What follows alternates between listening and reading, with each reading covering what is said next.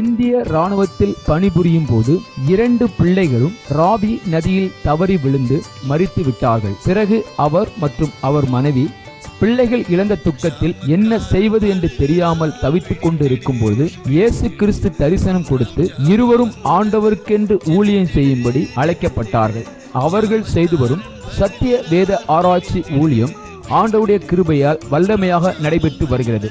அவர்கள் கொடுக்கும் ஆண்டவருடைய வார்த்தையை நாம் கேட்போம்.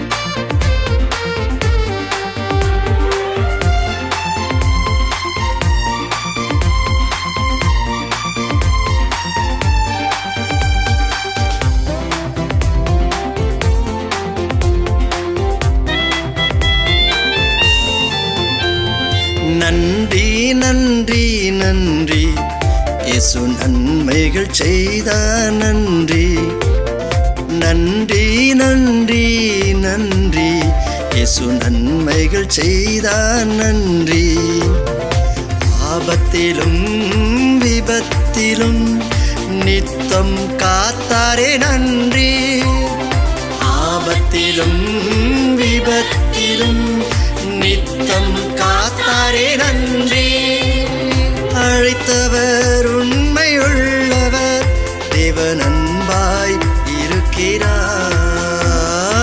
அழைத்தவர் உண்மையுள்ளவர், தேவன் அன்பாய் இருக்கிறார்.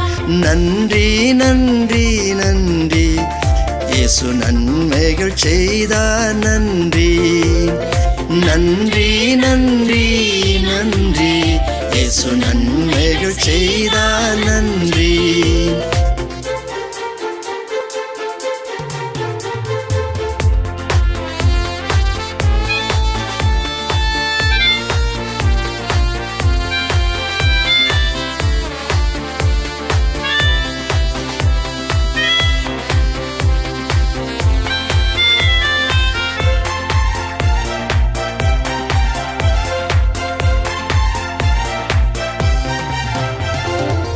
துன்பம் துயரத்தில் துவண்டு கிடந்தேன், இயேசு கண்டென்னை ஆதரித்தார். துன்பம் துயரத்தில் துவண்டு கிடந்தேன், இயேசு கண்டென்னை ஆதரித்தார். ஆலயத்தில் நான் ஆனந்த சத்தத்தோடு தூய ஆவியில் நிரம்பிடுவேன்.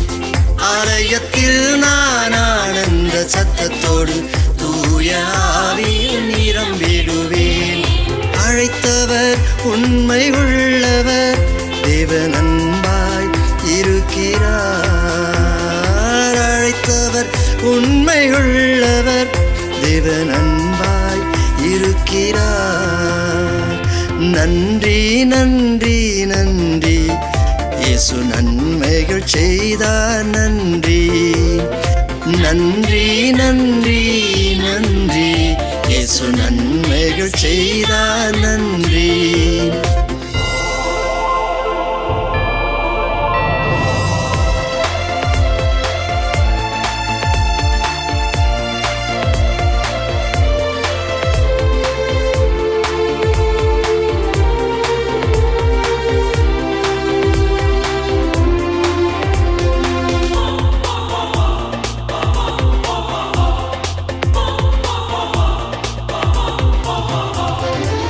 சத்தியத்தை நான் கேட்டதினால் விடுதலை வாழ்வில் அடைந்தேனே. சத்தியத்தை நான் கேட்டதினால் விடுதலை வாழ்வில் அடைந்தேனே. சாத்தானை கர்த்தர் மிதித்ததினாலே சங்கடம் இனி இல்லை, துதித்திடுவேன். சாத்தானை கர்த்தர் மிதித்ததினாலே சாட்சியாய் நானும் வாழ்ந்திடுவேன். அழைத்தவர் உண்மை உள்ளவர், தேவன் அன்பாய் இருக்கிறார். அழைத்தவர் உண்மை உள்ளவர், தேவன் அன்பாய் இருக்கிறார். நன்றி நன்றி நன்றி இயேசு நன்மைகள் செய்தார். நன்றி நன்றி நன்றி நன்றி இயேசு நன்மைகள் செய்தார் நன்றி. ஆபத்திலும் விபத்திலும் நித்தம் காத்தாரே நன்றி. ஆபத்திலும் விபத்திலும் நித்தம் காத்தாரே நன்றி. அழைத்தவர் உண்மையுள்ளவர், தேவன் அன்பாய் இருக்கிறார். அழைத்தவர் உண்மையுள்ளவர், தேவன் அன்பாய் இருக்கிறார். நன்றி நன்றி நன்றி இயேசு நன்மைகள் செய்தார் நன்றி. நன்றி நன்றி நன்றி இயேசு நன்மைகள் செய்தார் நன்றி. ஃபாதர் வெற்றி கொடி பிடித்திடுவோம் பாடினார். அருமையான சகோதரி அம்மா, சிலுவை கொடி அல்லேலூயா, அது இயேசுவின் கொடியாக எங்கும் பறக்கட்டும். கர்த்தருடைய நாமம் மகிழ்ச்சியாக இருக்கட்டும். இப்போது நம்ம ஆவிக்குரிய ரீதியிலே மகிழ்ச்சியாகிற நேரம். ஆமென். அல்லேலூயா அல்லேலூயா. சரீரத்தில் மகிழ்ச்சியாக இருப்பீங்கன்னு நினைக்கிறேன். ஆமென். கர்த்தருடைய நாமம் மகிமைப்படுவதாக. இப்போது ரைட் ரெவரண்ட் டாக்டர் பேராசிரியர் சி தேவசகாயம் ஐயா அவர்களை கரங்களை தட்டி தேவ செய்திக்காக நாம் வரவேற்போம். ஹல்லேலூயா. கர்த்தருடைய பரிசுத்த நாமத்திற்கு மகிமை உண்டாவதாக. இந்த நாளிலே கர்த்தர் எங்களை அழைத்த அழைப்புக்காக பிதாவாக தேவனுக்கும் குமாரனாக இயேசு கிறிஸ்துவுக்கும் பரிசுத்த ஆவியானுக்கும் முதலாவது நான் நன்றியை தெரிவித்துக் கொள்கிறேன். அடுத்தபடியாக இந்த செய்யூர் பகுதி தாலுக்காவில் வந்திருக்கிற அனைத்து தேவ ஊழியர்களுக்கும் ஆண்டவராக இயேசுவின் நாமத்தில் நன்றி தெரிவித்துக்கிறேன். அனைத்து தாலுக்காவில் வந்திருக்கிற தலைவர்களுக்காகவும் இயேசுவின் நாமத்தில் எங்கள் குடும்பத்தின் சார்பாகவும் ஊழியத்தின் சார்பாகவும் என்னுடைய நன்றியை தெரிவித்துக் கொள்கிறேன். இந்த இடத்தை கொடுத்து இந்த இடத்திலே நம்ம அமர்வதற்கும் பேசுவதற்கும் அருமையான பாஸ்டர் செந்தில் மேத்யூ அவர்களையும் அவர் குடும்பத்தாரையும் இயேசுவின் நாமத்தில் என் குடும்பத்தின் சார்பாக நன்றி தெரிவித்துக் கொள்கிறேன். கர்த்தர் உங்களை அவரதுமாய் ஆசீர்வதிப்பாராக. அல்லேலூயா. எத்தனை பேர் நம்ம ஆயத்தமாக இருக்கிறோம்? ஏன்னா ஆண்டோடைய வார்த்தை தான் நமக்கு ஜீவனும் பலனும் ஆவியாக இருக்கிறது. அல்லேலூயா. இந்த நாளிற்கு என்னை குறித்து சுருக்கமாக ஒரு சின்ன சாட்சியை சொல்ல விரும்புகிறேன். என்னுடைய பெயர் சி தேவசகாயம். சொந்த ஊர் அரக்கோணம் பகுதியில் நாங்கள் இருந்தோம். இந்தியன் ஆர்மியில் கிட்டத்தட்ட ஒரு 16 வருஷம் சர்வீஸ் பண்ணி, டிஃபென்ஸில் ஒரு 24 வருஷம், மொத்தம் 40 வருஷம் சர்வீஸ் முடிக்கும்படியாக ஆண்டவர் கிருபை பாராட்டினார். காஷ்மீர் பகுதியில் நாங்கள் இருக்கும்போது என்னுடைய 2 பிள்ளைகள், நான், என் மனைவி, என்னுடைய மகள், என்னுடைய மகன் 4 பேரும் ஜம்மு காஷ்மீர் பகுதியில் நாங்கள் இருக்கும்போது ஒரு நாள் 1997 ஜூலை மாதம் 15ஆம் தேதி மாலை எங்களுடைய குடும்பத்தில் ஒரு பெரிய புயல் வந்தது. அது என்னவென்றால் ராவி நதி என்று நீங்கள் கேள்விப்பட்டிருப்பீங்க. அந்த ராவி நதியினுடைய கெனாலிலே என்னுடைய 2 பிள்ளைகளும் ஒரே நாளில் தண்ணியில் அடித்து கொண்டு போய் இருவருமே ஒரே நாளில் மறித்து விட்டார்கள். அப்பொழுது என்னுடைய மனைவி மென்டலாகி 61 கிலோ இருந்தவர்கள் 29 கிலோவாக வந்து விட்டார்கள். அதுக்கு பிறகு நான் உலகத்திலேயே கடவுள் யார் என்று, அப்பொழுது ஒரு பெயர் கிறிஸ்துவ தான் நான் இருந்தேன். எம்மதம் சம்மதம் என்று இராணுவத்தில் இருக்கும்போது அந்த அளவுக்கு கடவுளை குறித்த ஒரு பக்தி கிடையாது. அல்லேலூயா. அப்படி இருக்கிற நாட்களில் உலகத்தில் கடவுள் யார், ஏன் என் பிள்ளைகளை காப்பாற்றவில்லை என்று எனக்கு ஒரு பாரம் வந்து விட்டது. ஒரு பக்கம் பிள்ளைகள் எழுந்தோம், மறுபக்கம் என்னுடைய மனைவி ஒரு பைத்தியக்காரியை போல ஒரு புலம்பிக் கொண்டே இருந்தார்கள். அந்த நாங்கள் இருந்த கோட்ரஸே அதிரும் அளவுக்கு அவங்க அழுது கொண்டிருப்பார்கள். இப்படி இருக்கிற நேரத்தில் உலகத்தில் கடவுள் யாருன்னு கேட்கும் போது தான் ஆண்டவராக இயேசு கிறிஸ்து அந்த பகுதியில் எனக்கு ஒரு சொப்பனத்தின் மூலமாக தரிசனமானார். அல்லேலூயா. எனக்கு ஒரு ஆலயத்தை காட்டினார். அந்த ஆலயத்தினுடைய வாசற்படியில் நான் முழங்கால் படியிட்டு இருக்கிறேன். எனக்கு பின்பக்கமாக வலது பக்கமாக ஆண்டவராக இயேசு கிறிஸ்து அப்படி வெண் வஸ்திரத்தை தரித்து கொண்டு வருவராய் காணப்பட்டார். வந்து நேரடியாக என் பின்னாடி நின்று கரங்களை அவர் என் தலைமையில் வைத்து என்னை ஆசீர்வதித்துவிட்டு அவர் மறைந்து விட்டார். அல்லேலூயா. இதுதான் எனக்கு வந்த அந்த சொப்பனத்தின் மூலமாக ஒரு தரிசனம். அல்லேலூயா. அது பிறகு நான் உலகத்திலே ஒரு கடவுள் யார் என்றால் அவர் ஆண்டவராக இயேசு ஒருவரே என்று நான் விசுவாசித்த பிறகு என்னுடைய வேலையை நான் ராஜினாமா எழுதி கொடுத்தேன். அப்பொழுது நான் சுபேதர் ஆகிற நேரமாக இருந்தது. ஒரு ஆஃபீஸர் ஆகிற டைமில் நல்ல சம்பளம், நல்ல எங்களுக்கு ஒயின், விஸ்கி, பிராண்டி இப்படி பலவிதமான அதெல்லாம் எங்களுக்கு அதிகமாக கொடுப்பார்கள். ஆஃபீஸர் ஆனால் ஒரு 8 பாட்டில் எங்களுக்கு கிடைக்கும். அல்லேலூயா. இதெல்லாம் வேண்டாம் சொல்லி என் வேலையே வேண்டாம், ஆண்டவருக்காக முழு நேரம் ஊழியம் செய்வதற்காக எங்களை அர்ப்பணித்தோம். அந்த வேலையை எழுதி கொடுத்தோம். 2000 நாங்கள் சென்னை பட்டணத்துக்கு நாங்கள் வந்து விட்டோம். 3 மாதம் என் மனைவி கிண்டி மிலிட்ரி ஹாஸ்பிட்டலில் அவங்களை அட்மிட் பண்ணோம். டாக்டர் சொன்னார்கள், உங்களுடைய மனைவி இறந்து விடுவார்கள். ஏன்னா அந்த உன்னுடைய மனைவியினுடைய சரீரத்தில் எந்த விதமான ரத்தம் இல்லை. 29 கிலோ வந்துட்டாங்க. என்னுடைய பெரிய மகளுடைய வயது எவ்வளவோ அவ்வளோதோ அந்த அளவுக்கு அவங்க வெயிட் அளவுக்கு வந்துட்டாங்க அவங்க. அப்போது என்ன செய்வதுன்னு எனக்கு புரியவில்லை. அப்போ ஆண்டவராக இயேசு கிறிஸ்து அந்த உயிரோடு இருக்கிறதை அவர் தரிசனம் ஆனதுனால தான் டாக்டருக்கு நான் சொன்னேன். அவருக்கு என்ன சொன்னேன்னா, அவர் ஒரு இந்திய டாக்டராக இருந்ததுனால, ஆண்டவராக இயேசு கிறிஸ்து உயிரோடு இருக்கிறார், இசா மசி ஜிந்தா ஹை, அவரை காப்பாற்றுவார் என்று சொல்லி நீங்கள் ஆப்ரேஷன் பண்ணுங்க சொன்னோம். மெய்யாகவே ஆண்டவர் என்னுடைய மனைவியை குணப்படுத்தினார், சுகப்படுத்தினார். 3 மாதம் விடுதலையாக நாங்கள் வீட்டுக்கு வந்து சேர்ந்து விட்டோம். ஹல்லேலூயா. இப்படியாக ஆண்டவர் பாருங்கள், எங்களுக்கு இந்த காரியங்கள் நடந்ததுனால என்ன செய்வதுன்னு தெரியாது. என்னுடைய வாழ்க்கையில் என்ன செய்வதென்று புரியாது போயிடுச்சு. அடுத்த ஸ்டெப்பு என்ன செய்யணும், ஒரு வசனம் தெரியாது, ஜெபிக்க தெரியாது. இந்த மாதிரி நேரத்தில் 2000 அருமையான சாம் ஜபதர் ஐயா மூலமாக ஞானஸ்தானம் பெற்றுக்கொண்டு ட்ரூத் யூனிவர்சிட்டியில் நாங்கள் போயிட்டு ஒரு 7 வருஷம் அதிகமான சத்தியத்தில் வளர ஆண்டவர் கிருபை செய்தார். ஹல்லேலூயா. அப்பொழுது ஆண்டவர் எனக்கு தரிசனம் கொடுத்தது என்னவென்றால், உன்னை கொண்டு நான் பெரிய காரியத்தை செய்ய வேண்டும் அப்படின்னு சொன்னார் ஆண்டவர். ஹல்லேலூயா. 1 கோடி சீசர்களை உருவாக்க வேண்டும், 1 கோடி ஜாமக்காரர்களை உருவாக்க வேண்டும், 1 கோடி யுத்த வீரர்களை உருவாக்க வேண்டும், 4வதாக 1 கோடி ஊழியர்களை உருவாக்க வேண்டும் என்று ஆண்டு சொன்னார். ஹல்லேலூயா. அப்போ நான் என்ன செய்யணும்னு ஆண்டவர்கிட்ட கேட்கும் போது, இதற்கு வேதத்தில் என்னென்ன ஜெபம் இருக்குதோ ஃபஸ்ட்டு அதை நடத்துன்னு சொன்னார். ஹல்லேலூயா. இப்போ 2011ஆம் ஆண்டு truth Bible research institute and மினிஸ்ட்ரியிலே நாங்கள் எனக்கு ஆண்டவர் அந்த ஊழியத்தை கொடுத்ததுனால, அப்பொழுது நாங்கள் ஒரு 72 மணி நேரம் அந்த ப்ரேயர் வைக்கும்படி ஆண்டவர் கிருபை பாராட்டினார். 3 இரவு 3 பகல் என்று. ஏற்கனவே நாங்கள் இந்தியன் ஆர்மியில் இருக்கும்போது ஒரு 3 பகல் 3 இரவு ஒரு வனாந்தரத்தில் போயிட்டு இரவும் பகலும் சாப்பிடாமல் அந்த இடத்துல நாங்கள் அந்த ஒரு வார் எப்படி அட்டன் பண்ணுன்றதுக்குரிய ட்ரைனிங் எங்களுக்கு கொடுத்துருக்குறாங்க. தூங்காமல் சாப்பிடாமல் கடினமான ஒர்க்கை செய்யணும். அப்படி ஆண்டவர் இப்படி எங்களுக்கு அந்த மாதிரி ஒரு ட்ரைனிங் கொடுத்ததுனால ஆண்டவர் சொன்னார், நீ இந்த இரவும் பகல் என்று 3 நாள் என்ன செய், தேசத்துக்காக ஜெபம் பண்ணார். ஹல்லேலூயா. அப்படி 2011ஆம் ஆண்டு தான் நாங்கள் 3 பகல் 3 இரவுன்னு சொல்லி ஒரு 2.25 லட்ச ரூபாய் செலவு பண்ணி பட்டாபுரம் பகுதியில் ஒரு மண்டபத்தை எடுத்து பிரேயர் நடத்த ஆரம்பித்தோம். ஹல்லேலூயா. இப்படியாக ஆண்டவர் அது பிறகு 2014 மறுபடியும் 3 இரவு 3 பகல், 2015 6 இரவு 6 பகல் என்று ஒரு பிரேயரை வைக்க ஆண்டு ஆரம்பித்தார். அது பிறகு 10 பகல் 10 இரவு ஒரு தரிசன தோட்டம் இருக்கிறது சென்னை பகுதியில், ரெட் ஹில்ஸ் பகுதியில் இருக்கிறது. அந்த தரிசன தோட்டத்தில் ஒரு 10 இரவு 10 பகல் அப்போஸ்தலருடைய ஜெபங்களை நடத்த சொன்னார் ஆண்டவர். இப்படி ஜெபங்களை சாப்பிடாமல் தூங்காமல் ஆண்டவர் அந்த ஜெபத்தை கற்றுக் கொடுத்தார். ஹல்லேலூயா.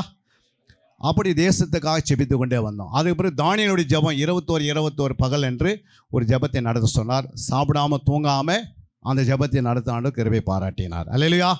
அதுக்கு பிறகு ஆண்டவராக இயேசு கிறிஸ்து 40 பகல் 40 இரவு, மோசே 3 முறை 40 பகல் 40 பகல் ஜெபித்திருக்கிறார். எலியா 40 பகல் 40 நடந்து போய் அவர் வாக்கிங்கில் ஜெபம் பண்ணி இருக்கிறார். இப்படி இந்த ஜெபங்களை ஏறெடுக்க சொன்னால் நாங்களும் 40 பகல் அந்த 40 இரவு தொடர்ந்து நாங்கள் அந்த ஜெபத்தை நடத்தும்படியாக சாப்பிடாமல் தூங்காமல் நம்முடைய தமிழ்நாட்டில் 39 மாவட்டத்திலையும் நாங்கள் ஒவ்வொரு மாவட்டத்திலையும் 24 ஹவர்ஸ் ஜெபத்தை நடத்தினோம். ஹல்லேலூயா. காலையில் ஒரு மாவட்டத்தை முடிப்போம், 5 மணிக்கு முடித்த பிறகு எங்களுடைய வாகனம் எடுத்துக்கணும், நாங்கள் அடுத்த மாவட்டத்துக்கு போயிடுவோம். இப்படி 39 மாவட்டங்களுக்குள்ளே நுழைந்து இந்த 40 இரவு 40 பகல் கடைசியாக ஏலகிரி மலையில் போய் நாங்கள் 3 இரவு 3 பகல் முடித்து 41ஆம் நாள் தான் நாங்கள் கொஞ்சோண்டு கஞ்சி குடித்தோம். ஹல்லேலூயா. இப்படி ஒரு அந்த எதுக்காக இதை சொல்ல வரேன்னா, 1 கோடி சீசர்களை உருவாக்கணும், 1 கோடி ஜாமக்காரர்களை உருவாக்கணும், 1 கோடி யுத்த வீரர்களை உருவாக்கணும், 1 கோடி ஊழியர்களை உருவாக்குவதற்காக ஆண்டவர் இப்படிப்பட்ட ஜெபங்களை ஏறெடுக்க சொன்னார். ஜெபம் என்பது சாத்தானுக்கு உண்டாகிற ஒரு கோமா ஸ்டேஜ். ஹல்லேலூயா. சாத்தானை படுக்க வைக்கிறதுக்கு ஒரே வழி என்னென்ன ஜெபந்தான். அப்போ அந்த ஜெபத்தை நீ ஏறெடுத்தால் தான் இந்த 145 கோடியில் 1 கோடி நான் உனக்கு தரேன்னார் ஆண்டவர். ஹல்லேலூயா. இப்படி ஆண்டவர்களுடைய வார்த்தை கேட்டு கீழ்ப்படிந்து இந்த ஜெபங்களை நடத்துவதற்காக வயிற்றை வெறுமையாக்கி தன்னுடைய இரவலை தூக்கத்தை கண்மிடித்து ஜெபிக்கக்கூடிய அந்த அபிஷேகத்தை ஆண்டவர் என் மேல் கொடுத்ததுனால இந்த காஞ்சிபுரம் மாவட்டத்தில் இந்த செங்கல்பட்டு மாவட்டத்தில் நாங்கள் எத்தனையோ முறை 72 ஹவர்ஸ் ப்ரேயர் நடத்தி இருக்கிறோம். அல்லேலூயா. அநேக முறை நாங்களே யார்கிட்டையும் நாங்கள் கேட்காமையே நாங்களே என்ன பண்ணுவோம், நாங்களே நோட்டீஸ் அடிப்போம், நாங்களே போய் அந்த மண்டபத்தை எடுப்போம், நாங்களே ஜெபம் பண்ணி நிற்போம். அல்லேலூயா. ஒரு கூட்டத்தை ஆண்டு கொடுத்துனே இருப்பார். ஜெபம் பண்ணிட்டு நாங்கள் போயினே இருப்போம் அடுத்த ஸ்டேஜுக்கு. இப்படியாக ஆண்டவர் இந்த ஜெபங்களாம் நடத்துவதற்கு ஆண்டவர் கிருபையை பாராட்டினார். இரண்டாவது ஆண்டவர் சொன்னார், எனக்கு 2 பிள்ளைகளை சாத்தான் எடுத்தான். அல்லேலூயா. அப்படி எடுக்கும் போது இப்போது அவங்ககிட்ட இருக்கிற பிள்ளைகளை நாங்கள் எடுக்கணும்னா, எடுத்து சபையில் சேர்க்கப்படணும்னா அதுக்கு ஜெபம் அவசியம். அல்லேலூயா. இரண்டாவது சத்தியம் அவசியம். ஜெபம் இல்லாத சத்தியத்தை அறிய முடியாது. அதனால் ஆண்டவர் என்ன பண்ண, ஜெபம் என்பது ஒரு ஆன்டி வைரஸ் மாதிரி, ஒரு மேக்னெட் மாதிரி. அது எவ்வளோ ஜெபிக்கிறோமோ அவ்வளோ நம்ம சைனிங் ஆகிறோம், எவ்வளோ ஜெபிக்கிறோமோ அவ்வளோ பரிசுத்தம் அடைகிறோம், எவ்வளோ ஆண்டவரோடு உறவாடுகிறோமோ அந்த அளவுக்கு நம்முடைய ஊழியம் வளர்கிறது. எவ்வளோ ஜெபிக்க அந்த ஊரே ரட்சிக்கப்படுற அளவுக்கு ஆண்டவர் வழி வசத்திருக்கிறார். அல்லேலூயா. இன்றைக்கி 8000 பிள்ளைகளை உருவாக்கும்படி எங்களுடைய கீழே இது வரைக்கும் 8000 பிள்ளை உருவாக்கப்பட்டு இன்றைக்கி ஆலயத்தில் அவங்க சபை நடத்தி கொண்டிருக்கிறாங்க. அல்லேலூயா. இப்படியாக வட மாநிலத்திலையும் ஆண்டவர் சொன்னார், நீங்கள் எல்லா மாநிலத்தில் போய் ஜெபம் பண்ணணும்னு சொன்னார். எல்லா மாநிலங்களில் போயிட்டு 12 மணி நேரம் பிரேயர் நடத்தோம். நம்முடைய தேசத்தை, இந்தியா தேசத்தில் போகாத இடம் இல்லை. சிக்கிமும் மிசோரம் தான் நாங்கள் போக முடியல. அன்றைக்கி தீவிரவாதி வந்ததுனால தான் அந்த இடத்துக்கு நாங்கள் போக முடியாது போயிடுச்சு. இப்படியாக வேலை செய்து கொண்டே இந்த வேலைகளை ஆண்டவர் என்ன பண்ணார், இந்த பிப்ரவரி மாதம் தான் நாங்கள் ரிட்டைர்மெண்ட் ஆகணும். சென்ட்ரல் கவர்மெண்ட்லேருந்து 40 வருஷம் பணிபுரி முடிந்தது. 23 வருஷம் ஊழியத்திலே பார்ட் டைமில் ஒரு மாதத்துக்கு 180 நாள் எனக்கு வேலை சனத்தில் லீவு கிடைக்கும். எத்தனை நாள்? 180 நாள். அதாவது 52 சாட்டர்டே, 52 சண்டே, ஒரு 16 நாள் சென்ட்ரல் கவர்மெண்ட் லீவு, அது பிறகு ஒரு 30 நாள் இஎல், ஒரு 10 நாள் சிஎல், ஒரு 10 நாள் சிக் லீவு, அப்புறம் ஒரு 30 எக்ஸ்வர்ஸ்மெண்ட் பாஸ்ன்னு ஒன்று கொடுப்பாங்க. எல்லாம் சேர்த்து கணக்குப்பட்டால் ஒரு 200 நாள் எங்களுக்கு என்ன கிடைக்குது, லீவு கிடைக்கும். மீதி இருக்கிற 165 நாளில் அதுலேயும் நாங்கள் ஆஃபீஸர்கிட்ட தானியேலை போல அதிகாரியுடைய கண்களில் தயவு உண்டாக்கப்பட்டு அதுலேயும் நாங்கள் ஈவினிங் டைமில் ஊழியம் செய்வோம். இப்படி தான் ஆண்டவர் ஒரு வாழ்க்கை தான். இது ஒரு வாழ்க்கையில் எப்படியாவது நம்ம இளைப்பாறுகளில் போய் விட வேண்டும். அல்லேலூயா. இந்த ஜீவன் நம்ம ஆண்டவருக்காக அர்ப்பணித்து விட்டோம். புரியுங்களா? ஒரு முறை எனக்கு ஆண்டவர் தரிசனம் காட்டினார். அப்பொழுது நான் மரித்து விடுகிறேன். அப்பொழுது என்னுடைய மைத்துனர்கள் என்னை அடக்கம் பண்ணுகிறார்கள். அப்பொழுது நான் என்னுடைய ஆத்மா அந்த பிரேதக்குழியிலிருந்து வெளியே வருகிறது. நின்று நான் சுவிசேஷம் அறிவிக்கிறேன். அப்போது என்னடா அது, நான் இப்போ தான் ஊழியத்தை ஸ்டார்ட் பண்ணுறேன், டக்குன்னு மரணமே சந்திக்குது, அது என்னன்னு தெரியல அப்படின்னு ஆரம்ப காலகட்டத்தில் இது நடந்தது. அப்போ என்னுடைய ஊழியக்காரர் வந்தார் வீட்டுக்கு. இப்படி நடந்தது ஐயா, நான் இப்போ தான் ஊழியத்தை ஸ்டார்ட் பண்ண போகிறோம், பார்ட் டைம் ஊழியம், இப்போயே மரணம் சந்திக்குதே, என்ன நிலைமை அப்படின்னு கேட்கும்போது, அப்போ நீ பாவத்துக்கு மரித்து விட்டாய், இனிமேல் நீ மாம்சத்துக்காக வாழ மாட்டாய், நீ கர்த்தருக்காய் வாழ்வாய். அல்லேலூயா. அப்போ தான் எனக்கு ஆவியிலே வாழும்படி எனக்கு என்மேல் ஒரு அபிஷேகத்தை ஊற்றினார் ஆண்டவர். அல்லேலூயா. அதனால் ஊற்றினபடினால்தான் நான் படித்த படிப்பினாலே நான் போய் செய்தி கொடுக்கறதில்லை, நான் படித்த படிப்பினாலே நான் போயிட்டு மற்றவங்க கிளாஸ் எடுக்கிறதில்லை. ஆனால் கர்த்தருடைய அபிஷேகம் மேலே இருந்ததுனால அந்த அபிஷேகம் அநேகரை உருவாக்கி இருக்கிறது. அநேக இடங்களுக்கு நான் போவதற்கு வழிவாசி திறந்திருக்குது. இப்பொழுது 200-300 பேர் படித்து கொண்டு தான் இருக்கிறாங்க. இப்போது போன மாதம் நாங்கள் 2-3 மாதத்துக்கு முன்னாடி போய் பஞ்சாபில் ஒரு கிளாஸ் நடத்தி ஒரு 35 பேர் அங்கே பிடிஹெச் முடித்தார்கள். அல்லேலூயா. அது பிறகு பீகாரில் போய்ட்டு ஒரு 10 நாள் ஊழியம் செய்தோம். வெஸ்ட் பெங்காலில் போய்ட்டு ஒரு 10 நாள் ஊழியம் செய்தோம். பங்களாதேஷுடைய பார்டரில் போய்ட்டு ஒரு 15-20 பேருக்கு ஞானஸ்தானம் கொடுத்தோம்.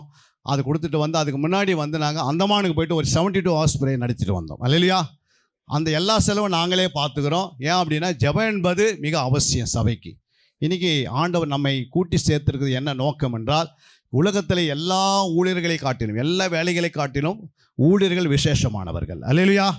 நம்மை ஆண்டவர் பிரித்து எடுத்திருக்கிறார். நம்மை கொண்டு சில ஆடுகளை, மந்தைகளை நம்முடைய கரத்தில் கொடுத்திருக்கிறார். அந்த ஆடுகளை வருகையிலே நாம் ஆயத்தப்படுத்த வேண்டும். அல்லேலூயா. இந்த நாளில் நாம் தேவனுடைய வார்த்தைக்கு நாம் போகலாம். சுருக்கமாக நாம் வேதத்திலிருந்து சில வசனங்களை கேட்க போகிறோம். ஆவியான நம்மோடு இடைப்படும்படியாக எரேமியா 3ஆம் அதிகாரம் 15ஆம் வசனத்துக்கு நாம் போகலாம். உங்களுக்கு என் இருதயத்துக்கு ஏற்ற மேய்ப்பர்களை கொடுப்பேன், அவர்கள் உங்களை அறிவோடும் புத்தியோடும் மேய்ப்பார்கள். அல்லேலூயா. பாருங்க, உங்களுக்கு என் இருதயத்துக்கு ஏற்ற மேய்ப்பர்களை கொடுப்பேன், அவர்கள் உங்களை அறிவோடும் புத்தியோடு நடத்துவார்கள். அல்லேலூயா. அப்போ மேய்ப்பர்கள் ஆண்டவர் அவருடைய இருதயத்துக்கு ஏற்றதை நம்ம இங்கே வந்து உட்காந்துருக்கிறோம். நம்ம இங்கே வந்திருக்கிற அத்தனை பேருமே யாருன்னு மேய்ப்பர்கள் அவருடைய இருதயத்துக்கு ஏற்றவராக இருக்கிறோம். அல்லேலூயா. ஆனால் மந்தைகளை எப்படி மேய்க்கணும்னா இந்த 2 காரியம் மிக அவசியம். புத்தி அண்ட் அறிவு. அறிவு என்பது வேத அறிவு. அந்த வேத நாலேஜ் நமக்கு இருக்க வேண்டும் விசுவாசிகளுக்கு. அல்லேலூயா. 2வது புத்தி, அண்டர்ஸ்டாண்ட் இருக்க வேண்டும், புரிந்து கொள்கிற கிருபை இருக்க வேண்டும். இந்த 2 காரியத்தில் தான் நம்ம சபையை என்ன பண்ண போகிறோம், ஜனங்களை ஒவ்வொரு விசுவாசிகளும் ஒரு சீசனாக, ஒரு ஜெபிக்கிற ஜாமக்காரனாக, ஒரு நல்ல யுத்த வீரனாக, ஒரு நல்ல உடன் ஊழியக்காரனாக, பிறகு அவங்களே முழு நேரம் ஊழியத்துக்காக தேவன் அழைப்பார். ஹல்லேலூயா. அந்த சீசத்துவத்தை உள்ளே கொண்டு வருவதற்கு நம்ம அறிவோடும் புத்தியோடு அவர்களை உருவாக்க வேண்டும் என்று ஆண்டு சொல்லியிருக்கிறார். அதனால தான் இங்கே சொல்லப்பட்டிருக்கிறது. ஒரு வசனத்தை நாம் வாசிக்கலாம். 2:8 வாசிக்கலாம். அப்பொழுது அந்த நாட்டிலே மேய்ப்பர்கள் வயல்வெளியில் தங்கி ராத்திரியில் தங்கள் மந்தைகளை காத்து கொண்டிருந்தார்கள். அல்லேலூயா. அல்லேலூயா. அப்போது அந்த நாட்டிலே மேய்ப்பர்கள் வயல்வெளியில் தங்கி ராத்திரியிலே தங்கள் மந்தையை என்ன பண்ணுறாங்க, காத்து கொண்டிருக்கிறார்கள். அல்லேலூயா. இப்போ மேய்ப்பர்கள் எப்போதுமே இந்த இரவை பயன்படுத்தி கொள்ள வேண்டும். அல்லேலூயா. நமக்கு வந்து மிலிட்ரியில் நாங்கள் இருக்கும்போது ஒரு 6 மணி நேரம் தான் எங்களுக்கு தூக்கம் தருவார்கள். ஆனால் நம்ம பரலோக மிலிட்ரியில் இருக்கிறோம் இப்போ நம்ம எல்லாருமே. அல்லேலூயா. நம்ம இரவில் நம்முடைய நேரத்தை ஒரு 4 மணி நேரம் தூங்கினாவே போதுமானது. அல்லேலூயா. எப்படி தான் எல்லா ஊழியக்காரும் 11-12 ஆகிடும். ஆனால் அதுக்கு பிறகு தான் நம்ம 3 நாள் போட வேண்டியது அவசியம். அல்லேலூயா. ஏன்னா மந்தைகளை தேவன் நம்ம கொடுத்துருக்கிறார். அப்போ ஒரு 10 பேர் கொடுத்திருந்தா விட அந்த 10 பேர் சொல்லி நாம் ஜெபம் பண்ணாதான் அடுத்த ஆண்டு 10 ஆத்துமாக்களை தருகிறார். அல்லேலூயா. அந்த 10 ஆத்துமாக்களுக்காக நம்ம ஜெபிக்கும் போது கர்த்தர் அதன் மூலமாக நம்ம தேவைகளை சந்திக்கிறார். அப்போ அந்த 10 ஆத்மாவை நம்ம பெருசாக நம்ம 10 ஆத்மா அப்படி சொல்லக்கூடாது. அந்த 10 ஆத்மா பேர் சொல்லி ஜெபிக்கிறோமா?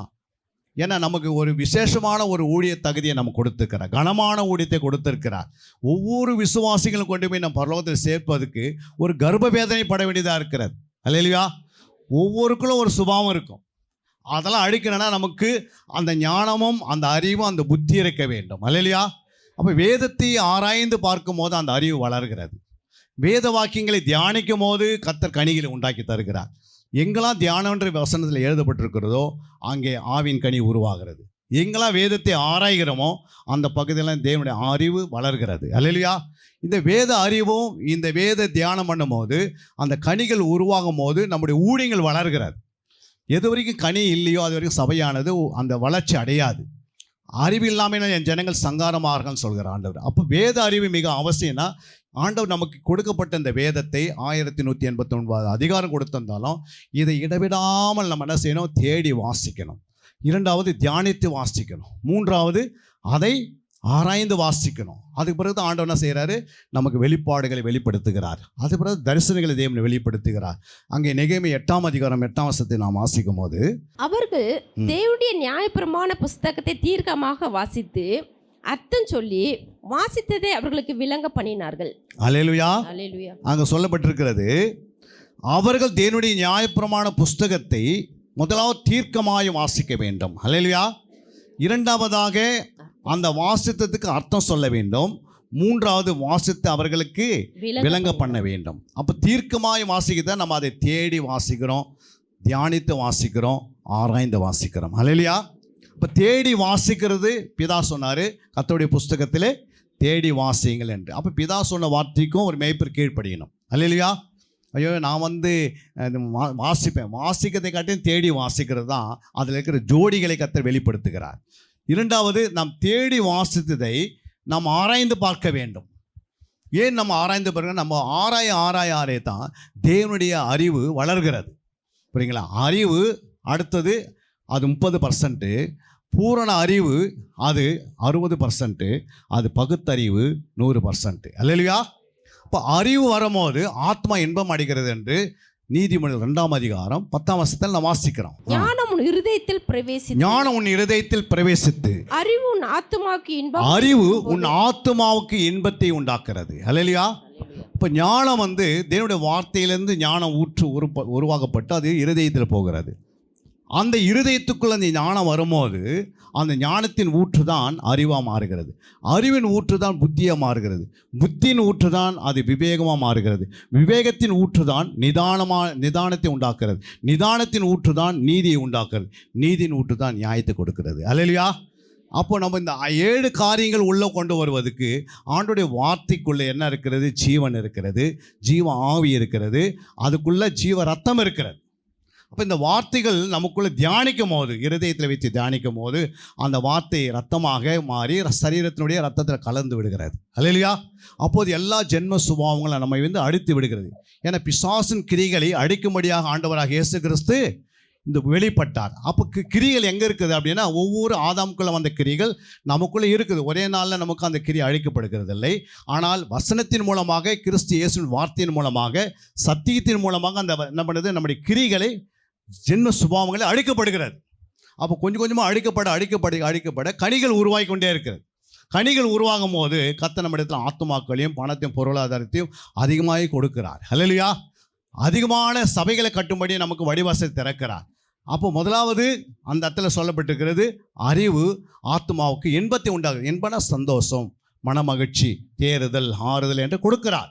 இரண்டாவது நாம் பார்க்கும்போது கொலோசியர் 3:10 நாம் வாசிக்கும் போது, தன்னை சிருஷ்டித்தவருடைய சாயலுக்கு ஒப்பாய் பூரண அறிவடையும்படி புதிதாக்கப்பட்ட புதிய மனுஷனை தரித்து கொண்டிருக்கிறீர்கள். தன்னை சிருஷ்டித்தவருடைய சாயலுக்கு ஒப்பாய் பூரண அறிவடையும்படி புதிதாக்கப்பட்ட புதிய மனுஷனை தரித்து கொண்டிருக்கிறீர்களே. அல்லேலூயா. அறிவு ஆத்மாவுக்கு இன்பத்தை உண்டாக்கி தருகிறது, மனமகிழ்ச்சியை உண்டாக்கி தருகிறது, களி கூறுதலை உண்டாக்கி தருகிறது, சந்தோஷத்தை உண்டாக்கி தருகிறது, சமாதானத்தை உண்டாக்கி தருகிறது.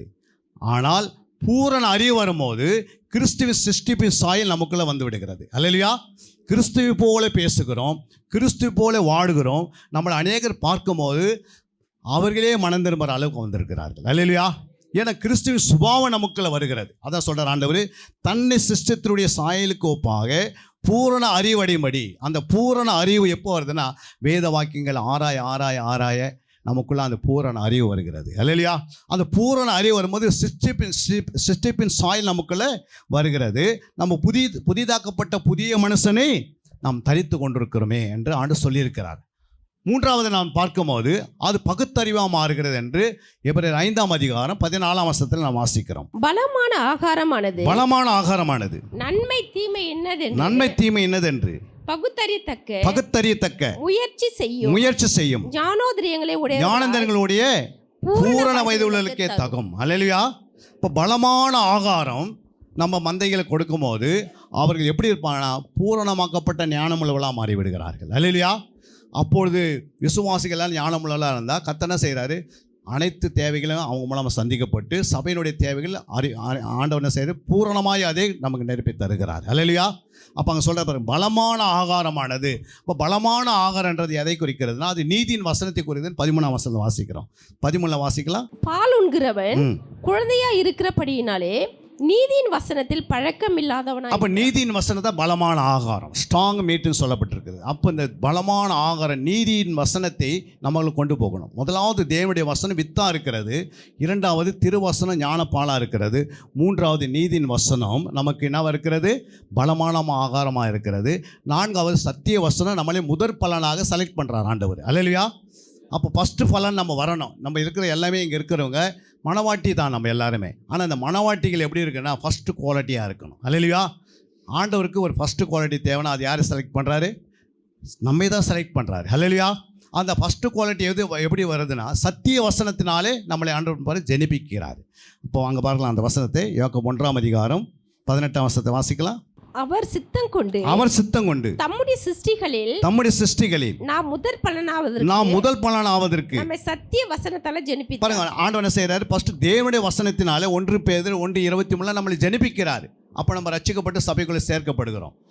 இரண்டாவது ஆண்டவர் என்ன பண்ணுறாரு? சபைக்குள்ளேருந்து நம்மளை ஃபஸ்ட்டு குவாலிட்டியாக செலக்ட் பண்ணுறது எப்போனா, சத்திய வசனத்தினாலே தேவன் என்ன பண்ணுறாரு? நம்மளை ஜெனிப்பிக்கிறார். அல்லேலூயா. அதை தான் தேவ அறிவு. அந்த ஃபஸ்ட்டு குவாலிட்டியில் நம்ம வரணும். புரியுங்களா? ஆண்டவருக்கு ஃபஸ்ட்டு குவாலிட்டி இருந்தால் எப்படி இருக்கும்? கூடவே இருப்பென்று அங்கே வெளிப்படுத்தினல் 19:13 துவைக்கப்பட்ட வஸ்திரத்தை தரித்திருந்தார்கள், அவருடைய நாமம் தேவனுடைய வார்த்தை என்பது. பரலோகத்தில் உள்ள சேனைகள் வெண்மையும் சுத்தமான மெல்லிய வஸ்திரம் தரித்தவர்களாய் வெள்ளை குதிரைகள் மேல் வெள்ளை குதிரை மேல் ஏறி அவருக்கு பின் சென்றார்கள். யார் பின் சென்றது? பரலோகத்தில் ஒரு சேனை இருக்கிறது, அதுதான் மணவாட்டி சேனை. இவர்கள் தான் என்ன பண்ணுறாங்க? வெள்ளை குதிரைகள் மேல் ஏறி மறுபடியும் நம்ம என்ன பண்ணுறோம்? அருமேகதி யுத்தத்துக்காக இறங்கி கீழே வருவோம். அல்லேலூயா. அப்போது கர்த்தர் வெள்ளை குதிரை நமக்கு அங்கே ஆயத்தமாக இருக்கிறது. ஒரு நாள் அந்த வெள்ளை குதிரையின் மேலே இங்கே நமக்கு குதிரை கிடைக்கலாம் பரவாயில்ல, ஆனால் நிச்சயமாக ஆண்டவர் பரலோகத்தில் என்ன வச்சு ஆவிக்குரிய குதிரைகள் ரெடியாக இருக்கிறது. ஒரு யுத்த வீரனுக்கு, ஒரு ஜாமக்காரனுக்கு, ஒரு சீசன் என்பவனுக்கு, தேவ ஊழியர்களுக்கு என்று ஆண்டவர் பரலோகத்தில் ஒரு பெரிய சேனை வைத்திருக்கிறார். அந்த சேனையின் மேல் நம்ம ஏறி இயேசுக்கு பின்மாடி நம்ம என்ன பண்ணுறோம்? நம்ம நடந்து செல்ல வேண்டும். அல்லேலூயா.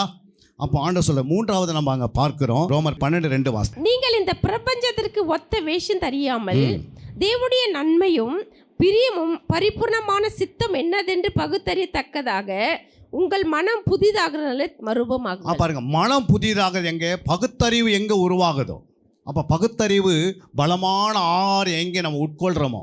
இந்த வசனங்கள் சில சாதாரண அர்த்தத்தை வெளிப்படுத்தும், அதே வார்த்தை சில நேரத்தில் ஆவிக்குரிய அர்த்தத்தை வெளிப்படுத்தும், அதே வார்த்தை சில நேரத்தில் ரகசிய அர்த்தத்தை வெளிப்படுத்தும். அல்லேலூயா. இந்த மூன்றுமே இந்த வார்த்தை என்ன பண்ணுது? ஒரு வார்த்தை தான், ஆனால் அந்த வார்த்தை மூன்றாக வெளிப்படுகிறது. அப்பொழுது ஆண்டவன் என்ன செய்கிறார் என்றால், நம்ம அந்த பகுத்தறிவுக்குள்ளே நுழையணும். நன்மை தீமை என்னது என்று பகுத்தறியத்தக்க நமக்கு ஆண்டவர் முயற்சி பண்ணுகிறார். அதுதான் அந்த பழக்கத்தில் வரணும் தான் ஆண்டவர் சொல்கிறார். அப்போ வேத வசனன்றது ஒரு தேவ ஊழியர்களுக்கு நம்ம கொடுக்கப்பட்டது ஆவிக்குரிய ஒரு ஆகாரம். இது இந்த வசனத்தில் நம்ம முழுமையாக அடையணும். ஏதோ ஒரு 4 அதிகாரம் இல்லை, ஒரு புத்தகத்தை நம்ம வாசிக்கிறது மட்டும் இல்லை, இந்த வேதத்தை எடுக்க எடுக்க எடுக்க ஒரு கடல் உள்ள எப்படி முத்துகள் எடுக்கிறோம் அதுபோல் எடுத்துக்கொண்டே இருப்போம். அது மட்டும் இல்லை, ஆண்டவர் சொல்கிறார் ஜெபத்தை குறித்து ஆண்டவர் சில காரியங்களை குறித்து இந்த அறிவும் இந்த ஞானத்தையும் நமக்குள்ள ஆண்டவர் கொடுக்கும் போது மந்தைகளை எப்படி ஜெபத்துக்குள்ளே நடத்துவது என்று சில காரியங்களை குறித்து ஆண்டவர் நம்மோடு பேச போகிறார். அப்போஸ்தலர் 12 அதிகாரம் 5 வசனம் 12 வசனம். அப்படியே பேதுரு சிறைச்சாலையிலே காக்கப்பட்டிருக்கையில் சபையார் அவனுக்காக தேவனை நோக்கி ஊக்கத்தோடு ஜெபம் பண்ணினார்கள். அல்லேலூயா.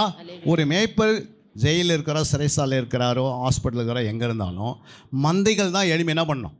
ஜெபிக்கணும். அப்போ அவங்களுக்கு ஒரு நல்ல ட்ரைனிங் கொடுக்கணும் இரவு நேரங்களில். அல்லேலூயா. மாதத்துக்கு ஒரு நாளாவது ஒரு இரவு ஜெபத்தை மாலை 6 மணிக்கு ஆரம்பித்து காலை 6 மணி வரைக்கும் ஒரு இரவுக்கு 12 மணி நேரம் என்பதனால 12 மணி நேரம் ஜெபத்தை என்ன செய்யணும்? நடத்தணும். வராங்களோ இல்லையோ, ஆனால் அந்த மேய்ப்பர் அந்த ஸ்பாட்டில் இருந்து 10 பேர் வந்தாலும் நடத்திடலாம், வராதே போனாலும் நம்மளே ஜெபத்தில் நின்று ஜெபத்தை பண்ணிடலாம். அல்லேலூயா. இல்லை ஜெப விசுவாசம் வந்தால் தான் பாட்டே வரும், இல்லை ஜெப விசுவாசம் வந்தால் தான் ஜெபமே வருன்றது ஆண்டவர் எங்கேயுமே எழுதலை. அதெல்லாம் நம்ம கொடுக்கப்பட்ட மந்தைகளுக்கு நல்ல ஜெபத்தில் பழக வைக்கணும். அப்போ தான் நமக்கு அவர்கள் ஆதாரமாக இருப்பார். ஏன்னா ஒரு மேய்ப்பருக்கு பலன் எங்கே இருக்குதுன்னா மந்தைக்கிட்ட தான் இருக்கிறது. அதனால் நம்ம மந்தையை விட்டுட்டு நம்ம அந்த மந்தையை உருவாக்கலைன்னா ஒரு நாள் நம்ம தடுமாறும் போது நமக்கு உதவி செய்யறதுக்கு யாருமே இல்லாது போயிடுவாங்க. வந்த ஊழியர்கள் நம்ம ஜெபிக்கலாம், ஆனால் எல்லாரும் ஒன்றா என்ன பண்ண முடியாது? ஐக்கியமாக இருக்க முடியாது. இருக்க முடியுமா? அன்பாக இருக்க முடியும். எப்போதுமே நம்ம எல்லாம் சேர்ந்து ஒரு சபையிலே போக முடியாது. அப்போது ஒரு மேய்ப்பருக்கு சப்போர்ட் யாருன்னா அந்த மந்தைகள் தான். அந்த மந்தைகளை நம்ம ஸ்தாபித்தோம்னா, மந்தைகளை நல்ல ஜெபத்தில் உருவாக்கி சத்தியத்தில் வழிநடத்தி அவங்களுக்கு நல்ல சத்தியத்தை நீங்கள் சொல்லி தந்தீங்கன்னா நீங்கள் நிறைவான ஆசீர்வாதத்தை பெற முடியும். அல்லேலூயா. எது இருந்தாலும் அதை செயல்படுத்த முடியும். ஒரு ஆலயத்தை கட்டணும் அப்படின்னா ஒரு 10,000 பேர் ஆலயத்தை வரணும்னு நினச்சா அந்த சின்ன மந்தையை வைத்து ஜெபம் பண்ண போதும். ஜெபம்தான் பிசாசுக்கு ஒரு அலர்ஜி உண்டாகுது. அல்லேலூயா. ஜெபிக்கிற சபை பிசாசுக்கு அலர்ஜி உண்டாக்கி தந்துடும். ஜெபிக்காத சபை பிசாசு சபைக்கு அலர்ஜி உண்டாக்கி தந்துடுவான். அதனால தான் ஜெபம் என்பது அதிகமாக ஆண்டவராக இயேசு கிறிஸ்து இரவெல்லாம் ஜெபிக்கிறாரு. லூக்கா 6:12 நான் வாசிக்கிறோம். அப்போ ஜெபம் என்பது பெரிய இருதயத்தை, தேவனுடைய இருதயத்தை அறிந்து நாம் ஜெபிக்கிறோம். தேவனுடைய இருதயத்தை அறிவது தான் தேவனுடைய வசனங்கள். அவருடைய வசனங்களை நாம் நல்லா அறிந்து கொண்டோம்னா நம்முடைய இருதயத்திலிருந்து பாரம் உண்டாகிடுது. பாரம் உண்டாகுது, அழுத்தம் உண்டாகுது. அழுத்தம் உண்டாகுது, தேசத்துக்கு குறித்து ரொம்ப பாரம் உண்டாகுது. புரியுங்களா? அப்போது இந்த பட்டணத்தில் நம்ம எந்த பட்டணத்தில் வைக்கிறாரோ அந்த பட்டணத்துக்காக நாம் ஜெபிக்கும் போது அந்த பட்டணத்தில் ஒரு கொலை நடக்காது, ஒரு திருடு நடக்காது, ஒரு விபச்சாரம் நடக்காது, ஒரு வேசித்தனம் நடக்காது. ஏனென்றால் தேவன் அந்த ஆவியில் கட்டும்படிக்கு தேவ ஊழியர்களுக்கும் தேவ மந்தைகளுக்கு தான் ஆண்டவன் பண்ண அதிகாரத்தை கொடுத்துருக்கிறார். அல்லேலூயா. ஒரு கொலை நடக்குதுன்னா அதுக்கு எந்த காரணம்னா அந்த பகுதியில் ஜெபிக்காதனால தான் கொலை நடக்குது. புரியுங்க? அந்த கொலையின் ஆவியை துரத்துவதற்கு ஆண்டவர் யார்கிட்ட கையில் கொடுத்தானா? நம்ம கையில் கொடுத்துட்டாரு. அப்படி யோவான் 1:12 நம்ம வாசிக்கிறோம். அவருடைய அதிகாரத்தை நம்ம கையில் கொடுத்து வச்சிருக்கிறார். அப்போ ஜெபத்தினால தான் செய்ய முடியும். புரியுங்களா? அதனால தான் நம்முடைய சபையின் மூலமாகவே ஆண்டவர் அநேக ஆத்துமாக்களை உண்டாக்கித்தார். 12ஆம் வசனத்தை வாசிக்கும் போது பாருங்கள், அந்த ஜெபம் வந்து விடியற் காலை வரைக்கும் நடந்துட்டு இருக்கு. அவர் சிறைசாலேருந்து வீட்டை வந்து தட்டுற வரைக்கும் ஜெபம் நடக்குது. நம்ம ஜெபம் வந்து 10 மணிக்கு ஆரம்பித்து 1 மணிக்கு முடிச்சிடறாங்க. அது கேட்டால் 20 ஜெபன்றாங்க. அப்போ ஒருவேளை அந்த விடுதலை ஆக வேண்டிய 3 மணிக்கு விடுதலை ஆகணும்னா நம்ம 12 மணிக்கு முடிச்சுட்டு போகும்போது விடுதலை ஆகாதவே போயிடுறோம். அப்போ ஜெபம் என்பது இரவெல்லாம் செபிக்கணும். புரியுங்களா? அந்த இரவெல்லாம் தேவ சமூகத்தில் உட்காந்து சபையினுடைய சைனிங் வந்து ஆணு பிரகாசிக்க வைப்பார். அல்லேலூயா. சபை உயர்த்தப்படுறதை நான் பார்க்க முடியும். நம்ம எந்த தேவைகளையும் தானே நம்ம தேவனுக்கு தெரியும். அவர் தான் தலைவர். அல்லேலூயா. நம்முடைய அத்தனை தேவைகளும் அவருக்கு தெரியும். உனக்கு கார் ஒன்றா காரை தருவார். உன்னுடைய ஊழியத்தினுடைய வாசல் விரிவாக்கும் போது எது வேணுமோ அதன் காலத்தில் அவரே தந்துடுவார். நாங்கள் பீகாருக்கு போயிருந்தோம். அந்த ஊழியக்காரர் சொல்கிறேன், ஆண்டவரே எனக்கு ஒரு 10 பேர் கொண்டு போகிற மாதிரி ஒரு டெம்போ டிராவல் வேணும்னு ஜெபம் பண்ணார். புரியுங்களா? அவர் ஜெபம் பண்ணி முடித்த பிறகு ஒரு 3 மாதத்துக்கு இந்த சென்னையிலேருந்து ஒருத்தர் ஃபோன் பண்ணுறாரு, நீங்கள் அந்த வண்டியை வாங்குவதற்கு நான் எத்தனை லட்சம் வேணும்னு சொல்கிறார். அவர் சொன்ன 15 லட்சம் வேணுன்ற. உடனே அந்த 15 லட்சம் அந்த ஊழியக்காரர் கொடுத்தாரு. அல்லேலூயா. நாங்கள் அந்த வாகனத்தில் தான் ஒரு 300 கிலோமீட்டர் டெய்லி நாங்கள் போய்ட்டு ஊழியம் செய்து வந்தோம் அந்த பீகாரில். அப்போ ஏன் சொல்ல வரேன்னா, கர்த்தர் நம்ம ஜெபத்தை கேட்கிறவர். அல்லேலூயா. அதனால் ஜெபம் வந்து பிசாசு ஜெபத்தையும் ஆண்டவர் கேட்டார். பிசாசு ஜெபம் பண்ண ஆண்டவர் கேட்டு பன்றி கூட்டத்தில் தான் நாங்கள் போக நண்பருக்கு ஆண்டவர் நீ போகக்கூடாது நரகத்தை தான் போகணும் ஆண்டு சொல்ல. அந்த ஜெபத்தை கேட்டே அவர் பதில் கொடுக்கும்போது நம்ம பரிசுத்தவான் ஜெபம் பண்ணுறது கேட்பாரே கேட்க மாட்டாரா? நிச்சயமாக கேட்பார். நம்ம எல்லாமே பரிசுத்தவான்கள் என்று அவருடைய ரத்தத்தினால் கழுவப்பட்டிருக்கிறோம். இங்கே இருக்கிறவங்க யாருமே வந்து நம்ம பரிசுத்தம் இல்லைன்னு நம்ம நினச்சக்கூடாது. புரியுங்களா? குற்றம் குறைகள் இருக்கும், அது சுத்திகரித்து நம்ம பரிசுத்தமாகி மறுபடியும் ஆண்டோடையே திரும்பிடணும். புரியுங்களா? எப்பவுமே வந்து பாவம் எங்கே இருக்குதோ அங்கே அந்த பிசாசு வந்துன்னு போயின்னு இருப்பான். நம்முடைய சரீரத்தில் ஆவிய ஆத்மா சரீரத்தில் பாவத்துக்கு இடமே இருக்கக்கூடாது. புரியுங்களா? அது முற்றிலும் அழிக்கப்படுறதுக்கு தான் ஆண்டவர் நமக்கு வேதத்தை கொடுத்துருக்கிறாரு, இயேசு ரத்தத்தை சிந்திருக்கிறாரு, நல்ல மேய்ப்பர்களை கொடுத்துருக்கிறாரு, நல்ல சுத்திகரிப்புக்காக நமக்கு அவருடைய ஜீவ தண்ணீர் ஜீவ ஆவி நமக்கு கொடுக்கப்பட்டிருக்கிறது. அது மட்டும் போதாது என்று பரிசுத்தனுடைய அபிஷேகம் கொடுக்கப்பட்டிருக்கிறது. இத்தனையும் வைத்து கொண்டு நம்ம பரிசுத்தமாக இல்லை அப்படின்னா நம்மை பார்த்து யாரும் மனம் திரும்பவே மாட்டாங்க. அல்லேலூயா. நம்மை பார்த்து 10 பேர் மனம் திரும்புகிற அளவுக்கு நமக்குள்ள பேச்சில், சொல்லில், வார்த்தையில், கிரியில், நடத்தியில், செயலில் ஆண்டவர் நம்மோடு இருக்கிறதே நம்ம மற்றவர்கள் பார்க்கணும். புரியுங்களா? அந்த அளவுக்கு நம்மை தேடி வருவாங்க. நம்ம தேவைகளை தானாக ஆண்டவர் சபையின் மூலமாக சந்திப்பார், புறஜாதிகள் மூலமாக சந்திப்பார். எல்லாமே உலகத்தில் இருக்கிற நம்ம ரட்சிக்கப்பட்டிருக்கிறோம், அவங்க ரட்சிக்கப்படலை. அவங்களும் தேவன் தான் படைச்சார் அவங்களையும். ஆனால் அவங்களும் ரட்சிக்கப்படுறதுக்காக தான் நம்ம ஜெபிக்கிறோம். ஏன்னா நமக்கு விரோதமாக பிசாசு எப்பவுமே என்ன பண்ணுறான்? தந்திரமாக அந்த வேலையை செய்து கொண்டிருக்கிறான். அதனால தான் ஒரு நல்ல மேய்ப்பன் அவர்களை அறிவோடும் புத்தியோடும் வளர்க்கணும். புரியுங்களா? அந்த அறிவும் புத்தியோடு வளர்க்கும் போது தான் சபைக்கு ஒரு மேய்ப்பினுடைய கஷ்டம் என்னன்னு தெரிகிறது. இன்றைக்கி எத்தனோ மந்தைகளுக்கு மேய்ப்பினுடைய பாடு தெரியாது, மேய்ப்பினுடைய உபத்திரம் தெரியாது, மேய்ப்பு படுகிற வேதனை தெரியாது. அநேக விளைவினர் இருக்குது, யார்கிட்ட சொல்லுவோன்னு அவருக்கே தெரியாது உட்காந்துப்பார். அல்லேலூயா. ஊழியக்காரர்கிட்ட சொன்னால் கூட ஒரு நாள் தான் ஜெபம் பண்ண முடியும், ஆனால் தினமும் ஜெபம் பண்ண முடியும். ஆனால் மேய்ப்பர், அந்த விசுவாசி, அந்த மேய்ப்பருக்கு இருக்கிற அந்த ஒற்றுமை, ஒரு மனம், அது எப்பவுமே இணைந்திருக்க வேண்டும். அல்லேலூயா. அது மட்டுமல்ல, இன்னொரு வசனத்தை நாம் வாசிக்கலாங்க. யாத்திராகம் 32ஆம் அதிகாரம் 11ஆம் வசனம். மோசே தன் தேவனாகிய கர்த்தரை நோக்கி, கர்த்தாவே, தேவரீர் மகா பலத்தினாலும் வல்லமையுள்ள கையினாலும் எகிப்து தேசத்திலிருந்து புறப்பட பண்ணின உம்முடைய ஜனங்களுக்கு விரோதமாக உம்முடைய கோபம் பற்றி எரிவது என்ன? உம்முடைய கோபம் பற்றி எரிவது என்ன? ஏன்னா மோசே அங்கே சொல்லப்பட்டிருக்கிறது, அவர் 40 இரவு 40 பகல் தேவனோடு பேசுகிறார். பாருங்க, இருதயத்தை அறிந்து உமக்கு ஏன் கோபம் வருகிறதுன்னு. அப்போ தேவனே மனம் திரும்புகிற அவளுக்கு வர்றாரு. அப்போ ஆண்டவர் பாருங்க, ஒரு மேய்ப்பின் இடத்துல மேய்ப்பின் ஜெபிக்கும் போது அவன் ஆண்டோடைய இருதயத்தை அறிந்து நாம் ஜெபிக்கும் போது நிச்சயமாக ஆண்டவர் பலன் கொடுக்குறாரு. அல்லேலூயா. அது மட்டும் இன்னொரு வசனம் அங்கே சொல்லப்பட்டது பாருங்க.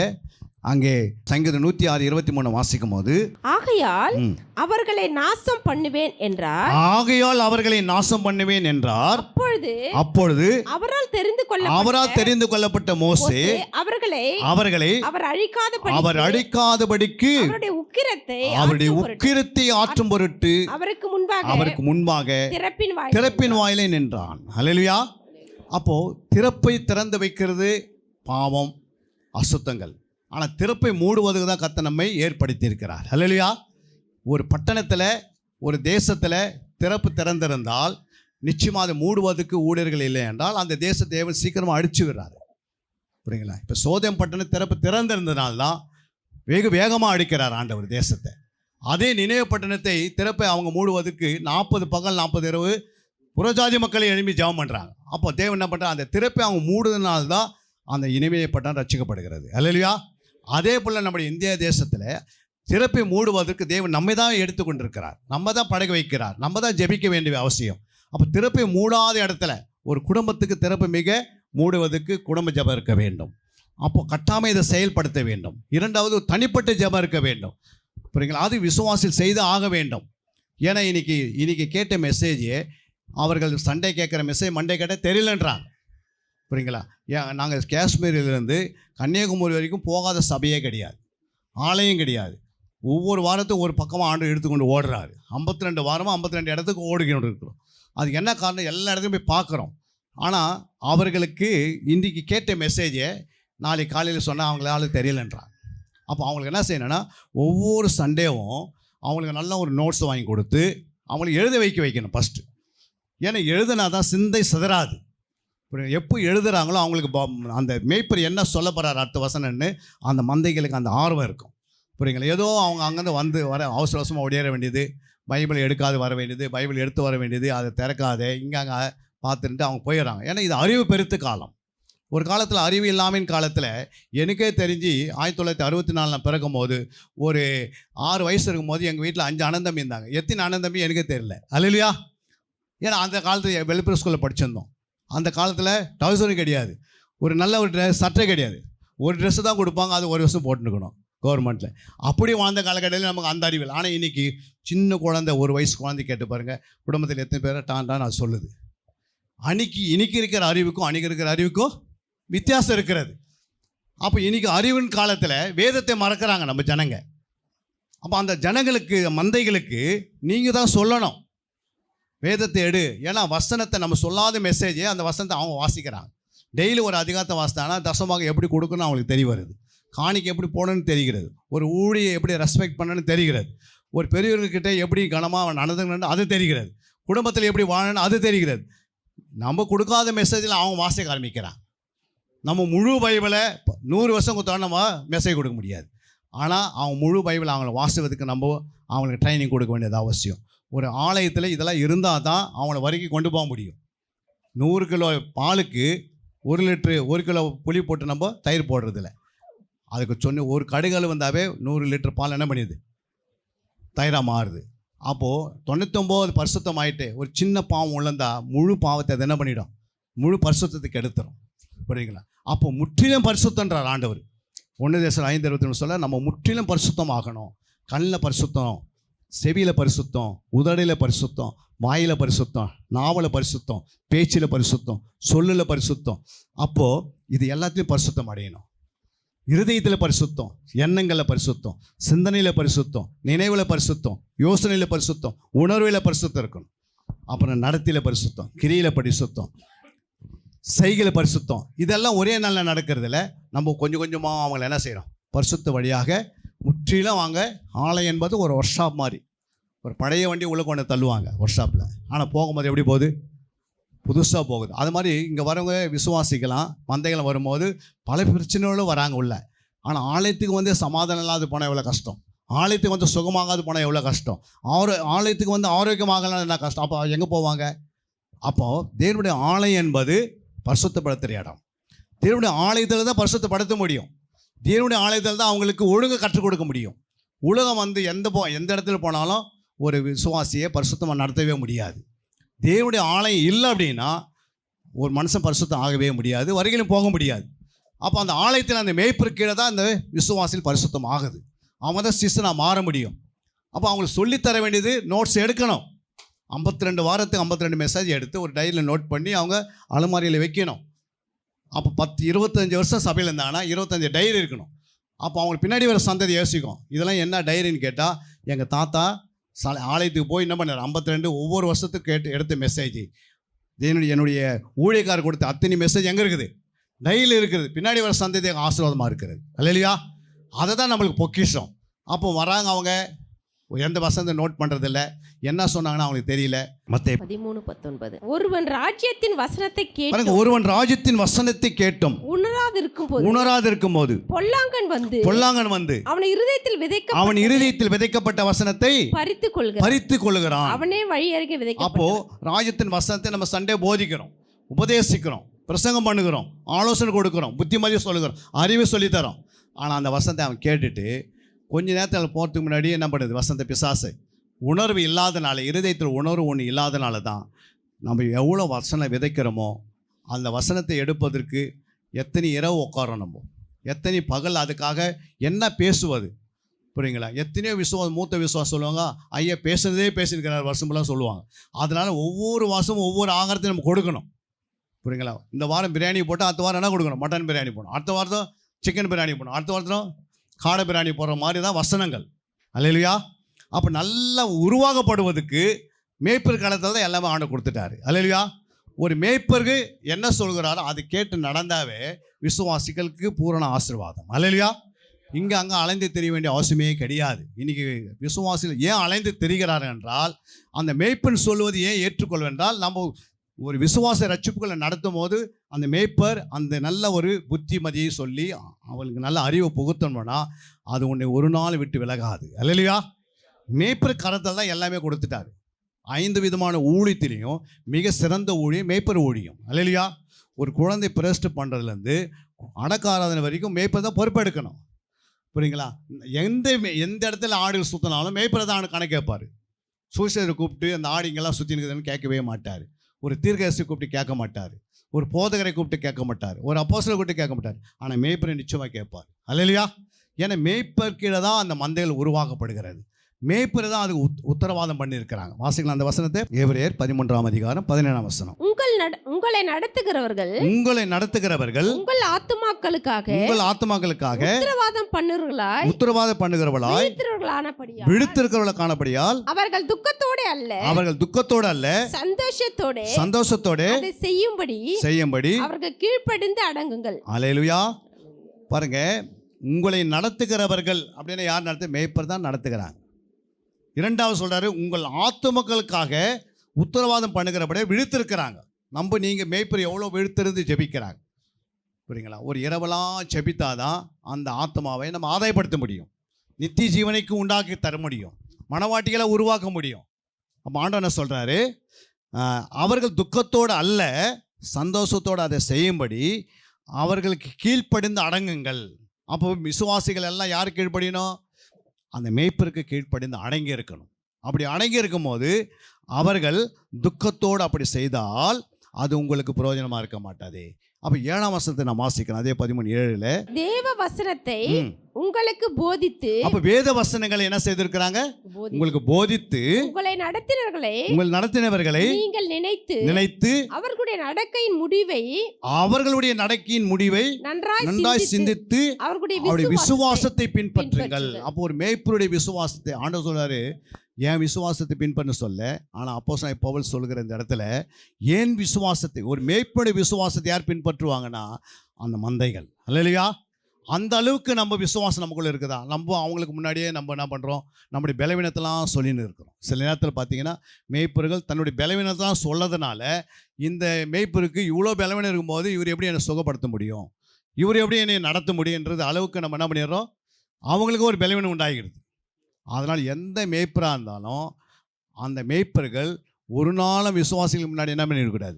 எனக்கு சுகர் இருக்குதுன்னு சொல்லிட்டீங்கன்னா அவங்களுக்கு சுகர் வந்த மாதிரி கணக்கு. அல்லேலூயா. ஏன்னா நீ எதை விதைக்கிறாயோ அதை அறுத்துன்னு இருப்போம். மேய்ப்பர்கள் எப்போதுமே பார்த்தீங்கன்னா நீங்கள் ஆண்டவர் மட்டும்தான் தெரிவிக்கணும், புரியுங்களா? மீதி யாருக்குமே என்ன பண்ணக்கூடாது.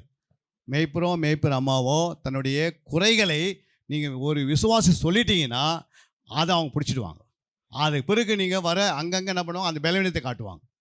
ஐயா உங்களுக்கே இப்படி இருக்குதுன்னு அவங்க ஏற்கனவே சுகர்ன்றது ஒரு வார்த்தை நீ சொன்னீங்க. இப்போ அந்த மந்தையில் இருக்கிற ஆடு என்ன பண்ணும்? 10 முறை சொல்லி நமக்கு ஏற்கனவே 5% இருந்தது 100% ஆகி விட்டுருவாங்க. அல்லேலூயா.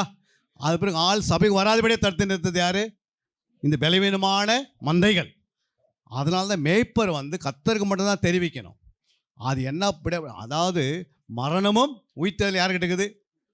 இயேசு கிட்ட. நமக்கு லாரிய மேலே யாருன்னா கூட நம்ம மரணம் வராது. ஏன் அப்படின்னா இயேசு உயிரோடு இருக்கிறாரு. நம்முடைய உயிர் அவர் சுத்தமாக தான் போவோம். ஏன்னா அவருடைய மேய்ப்பருக்கு தெரியும் நம்ம வச்சு ஆண்டவர் என்னென்ன செய்யணும். நாங்கள் போய் இந்த பீகாரில் ஒரு இடத்துல ஒரு ஊழியக்காரர் சொல்கிறாரு, எனக்கு 75 வருஷம் ஆயிடுச்சு, இந்த பீகாரில் 25 வருஷம் ஊழியம் செய்கிறேன். இப்போ ஆண்டவர் என்னை எடுத்துக்கினான்னா என் இடத்துல ஒருத்தர் கொண்டு வந்து உருவாகிறதுக்கு 20 வருஷம் ஆகும் ஆண்டவருக்கு. புரியுங்களா? அப்போ என்ன ஆண்டவர் என்னை எடுக்கவே மாட்டார் அப்படின்னு சொல்லிட்டு அவர் என்ன பண்ணுறாரு, ஊழியம் செய்யனே இருக்கிறாரு. எப்படி செய்கிற 75 வயசில் அவர் வாக்கிங் போயின்னுக்கிறாரு. புரியுங்களா? 5 கிலோமீட்டர் 6 கிலோமீட்டர் ஓடி வராரு. புரியுங்களா? அவரே பாத்திரத்தில் சாப்பாடு செய்து அவர் சாப்பிட்டுட்டு ஊழியம் செய்யணும் ஓடி கொண்டிருக்கிறார். எப்படி உயிரை எடுப்பார்? உயிரே அவருக்கு தானே இருக்குது. நம்முடைய எல்லா ஜாதகம் அவரு தானே கிட்ட இருக்குது. நமக்கு எந்த வியாதி வந்தாலும் புரியுங்களா, அவரே எல்லாவற்றையும் என்ன பண்ணுறாரு, ஆரோக்கியம் பண்ணுவார். நம்ம பலவீனத்தை அறிந்த இயேசு கிறிஸ்து. புரியுங்களா? நம்ம பலவீனமாக இருந்தாலும் அவர் தான் ஆரோக்கியம் பண்ணுவார். புரியுங்களா? நம்மளை சிக்ஷிக்கிறதும் அவர் தான் சிக்ஷிப்பார், நம்மளை உருவாக்காத அவர் தான் உருவாக்குவார். அதனால் நமக்கு மரணம் வந்து அவர் இல்லாமல் ஒன்றும் ஆகவே ஆகாது. நீங்கள் மரணத்தை குறித்தோ வியாதிகளை குறித்தோ குடும்பத்தை குறித்தோ எதை குறித்தோ பயப்பட வேண்டிய அவசியமே கிடையாது. புரியுதா? ஏன் அப்படின்னா நம்முடைய இயேசு உயிரோடு இருக்கிறார். நம்மை கொண்டு பெரிய காரியத்தை செய்வதற்கு, இந்த வேலை செய்வதுக்கு உலகமே ஊழியத்துக்கு வந்தாலும் ஆண்டு ஏற்றுப்பார். புரியுங்களா? ஆனால் அவ்வளோ பேர் யாரும் வரலை கிடையாது. நம்மளே ஆண்டவர் என்ன பண்ணிக்கிறார், பொறிக்கிறிக்கு எடுத்து வந்து வச்சிருக்கிறார். அல்லையா? இதை வச்சு நம்மளை எப்படியாவது ஒரு கூட்டத்தை எப்படியாவது பரலோகத்துக்குள்ளே கொண்டு போவதற்காக நம்மளை தேவன் அந்த அபிஷேகத்தை வைத்து நமக்கு நல்ல பாடங்களை தாளங்களை கொடுத்து வரங்களை கொடுத்து இன்னும் செத்து போனவர்கள் உயிரோடு எழுப்புகிற அளவுக்கு என்ன பண்ணுறாரு, அற்புதம் செய்கிறாரு. 2 பிள்ளைங்க ஒரே நாளில் மறிச்சிட்டாங்க. எங்கள் பிள்ளைங்கள இன்னொரு பிள்ளைங்க, அந்த 2 பிள்ளைக்காக நாங்கள் ஜெபித்த செத்து போன பிள்ளைங்க உயிரோடு எழுந்துக்குச்சு. அல்லையா? அப்போ ஆண்டவர் நம்ம கையில் என்ன கொடுத்துருக்கிறாரு, உயிரோடை செய்ய வைக்கிறதுக்கு வல்லமை கொடுத்துருக்கிறார். புரியுங்களா? நீங்கள் எதை குறித்து கவலைப்பட வேண்டிய அவசியம் இல்லை. நிர்வாணமாக நீங்கள் போனால் கர்த்தர் உன்னை மூடி எடுத்துகிட்டு போய் அழகத்தை வீட்டை சேர்த்துருவார். அல்லையா? ஏன்னா அந்த அளவுக்கு தேவனுடைய பலன் இருக்கிறது. அவர் நம்மோடு கூடவே இருக்கிறாரு, நமக்குள்ளே வாசம் பண்ணுகிறாரு. நம்ம எதை குறித்து கவலைப்பட வேண்டிய அவசியம் இல்லை. நம்முடைய அத்தனை தேவைகளும் ஆண்டவர் அதன் காலத்தை கரெக்டாக சந்திப்பார். நம்ம இருக்க வேண்டியது என்னன்னா, அவரை போல வாழ்வதற்கு, பரிசுத்தமாக ஜீவிப்பதற்கு, அவரை போல நம்ம மற்றவர்களோடு பேசணும். பொய் நம்மக்கிட்ட பேசவே கூடாது. புரியுங்களா? பித்தலாட்டமான வார்த்தைகளை பேசக்கூடாது. அதெல்லாம் நமக்கு தேவையே கிடையாது. அல்லையா? நம்முடைய இயேசு பரிசுத்தர், அவங்க பிள்ளைகள் பரிசுத்தர். அல்லையா? அவர் பரிசுத்தமாக இருக்கிறது போல் நம்ம பரிசுத்தமாக வாழ்ந்து காட்டணும். ஒரே வாழ்க்கை, யாருக்கும் கிடைக்காத சிலாய்க்கு நம்மளை மேய்ப்பராகி வச்சிருக்கிறார் ஆண்டவர். அல்லையா? எத்தனையோ பேர் மேய்ப்பராகத்துக்கு கங்கனை கட்டி வந்திருந்தாலும் அவங்கள உருவாக்க முடியல. ஆனால் தேவன் நம்மளை ஒரு அடித்து என்ன பண்ணியிருக்கிறார், நல்ல ஒரு முத்திரை போட்டு ஒரு ஊழியக்காரன் தகுதியை கொடுத்துட்டாரு. இந்த மாதிரி ஒரு சிலாய்க்கும் பரலோகத்தில் நமக்காக இளைப்பாறல் இருக்கிறது. நமக்காக ஆண்டவர் அநேக பொக்கிஷங்களை வைத்திருக்கிறார். நீதியின் கிரீடை வைக்கப்பட்டிருக்கிறது, மகிமின் கிரீடை வைக்கப்பட்டிருக்கிறது, ஜீவ கிரீடை வைக்கப்பட்டிருக்கிறது. நம் தலைமையில் ஒரு நாள் வைப்பார். வச்சு எப்படி ஒரு வெளிநாடுகளில் அதை ஒலிம்பிக் கேம் ஆடும் போது ஒரு இந்தியாவில் ஒருத்தர் ப்ரைஸ் வாங்குறாங்கன்னா அவங்களுக்கு அந்த கொடியை ஏற்றி என்ன பண்ணுறாங்க, அந்த தேசத்தின் கொடியை ஏற்றி அங்கே எக்காலம் ஊதப்பட்டு அவங்களே அந்த கிரீடத்தை கொண்டு வைக்கிறாங்க. ஆனால் இது உலகத்தின் ஞானம். ஆனால் தேவ ஞானம் நம்மளை எப்படி உயர்த்துவார் தெரியுங்களா? அன்றைக்கி உலகமே பார்க்கும். நீங்கள் அந்த இடத்துல மேடையில் நிற்கும் போது நீ 10 ஆத்மா கொண்டு போய் நிறுத்துற பாருங்க, அதை தான் பெரிய பாக்கியம். இதுதான் ஆண்டவருக்கு விரும்பினது. ஆனால் இன்னொரு வசனத்தை நாம் வாசிக்கலாம். அங்கே சொல்லப்பட்டிருக்கிறது 2 தீமோத்தேயு 2:15. நீ வெட்கப்படாத ஊழியக்காரனாயும் சத்திய வசனத்தை நிதானமா பகுத்து போதிக்கிறவனாயும் உன்னை தேவனுக்கு முன்பாக உத்தமனாக நிறுத்தும்படி ஜாக்கிரதையா இரு. அல்லேலூயா. ஒரு ஊழியக்காரர் எதிலையுமே வெட்கப்படவே கூடாது. அல்லேலூயா. அதான் சொல்றேன், நீ வெட்கப்படாத ஊழியக்காரனாகவும் சத்திய வசனத்தை நிதானமாய் பகுத்து போதிக்கிறவனாக உன்னை தேவனுக்கு முன்பாக எப்போதும் உத்தமனாக நிறுத்தணும். அல்லேலூயா. அதில் நம்ம ஜாக்கிரதையா இருக்கணும். புரியுங்களா? ஏதோ வசனத்தை எடுத்து அப்படியே பேசிடக்கூடாது. அதை பகுத்து பிரித்து அதை போதிக்கணும். அல்லேலூயா. அழகாக எடுத்து அவங்களுக்கு பிரித்து எடுத்து என்ன பண்ணணும், அதில் ஒரு சாப்பாடு போட்டால் அதில் நெல் இருக்கும் கல் இருக்கும், அதெல்லாம் எடுத்துட்டு வெறும் சாப்பாடு என்ன பண்ண அவங்களுக்கு கொடுக்கணும். கல் முள்ளோடு கொடுத்தோம்னா என்ன பண்ண முடியாது, அவங்க தொண்டையில் அடிச்சிக்கும். அது மாதிரி தேவையில்லாத காரியங்கள்லாம் பேசக்கூடாது. புரியுங்களா? மெசேஜில் நீ கதையை கட்டுக்கதெல்லாம் பேசினுக்கலாம். ஆனால் வசனம் குறைவாக இருந்தால் கட்டுக்கதெல்லாம் பேசலாம். ஆனால் வசனம் தான் கடல் மாதிரி இருக்குது. அப்போ கடல் மாதிரி இருக்கிற இந்த வசனங்களில் ஜீவன் இருக்கிறது. ஏன்னா இது எழுதினவர் உயிரோடு இருக்கிறனால வசனம் உயிரோடு இருக்குது. வசனத்தை பேசுனா அவங்க விடுதலை ஆகிடுறாங்க. வசனத்தை பேசுனா குணமாகறாங்க. வசனத்தை பேசினா அவங்க கட்டுகள் உடையுது. வசனத்தை பேசுனா பிசாசு பயப்படுறான். நம்ம வசனத்தை விட்டுட்டு வேறு எந்த லைன்லையும் போக வேண்டிய அவசியமே கிடையாது. அல்லேலூயா.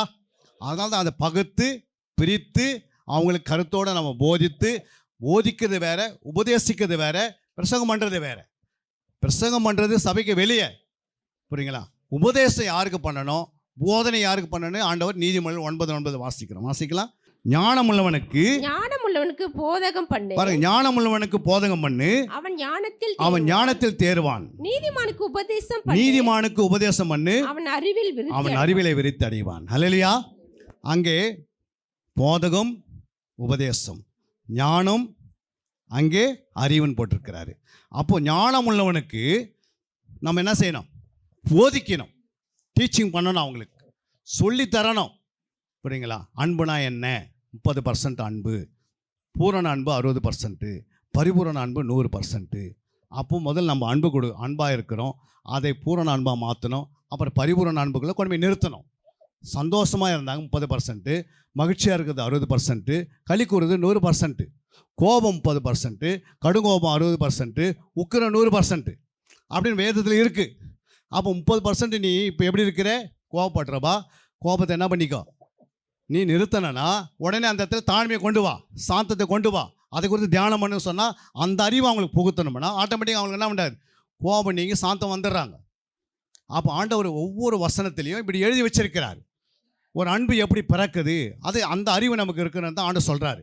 1 தீமோத்தேயு 1ஆம் அதிகாரம் அந்த 5ஆம் வசனம் வாசிக்கும் போது, கற்பனையின் பொருள் என்னவெனில் சுத்தமான இருதயத்திலும் நல் மனசாட்சியிலும் மாயமற்ற விசுவாசத்திலும் பிறக்க அன்பு. அப்போ ஒரு அன்பு எப்படி பிறக்குது அப்படின்னா, எடுத்த பிறகு டக்குன்னு ஆண்டவன் அன்பை தருதல்ல. அல்லேலூயா.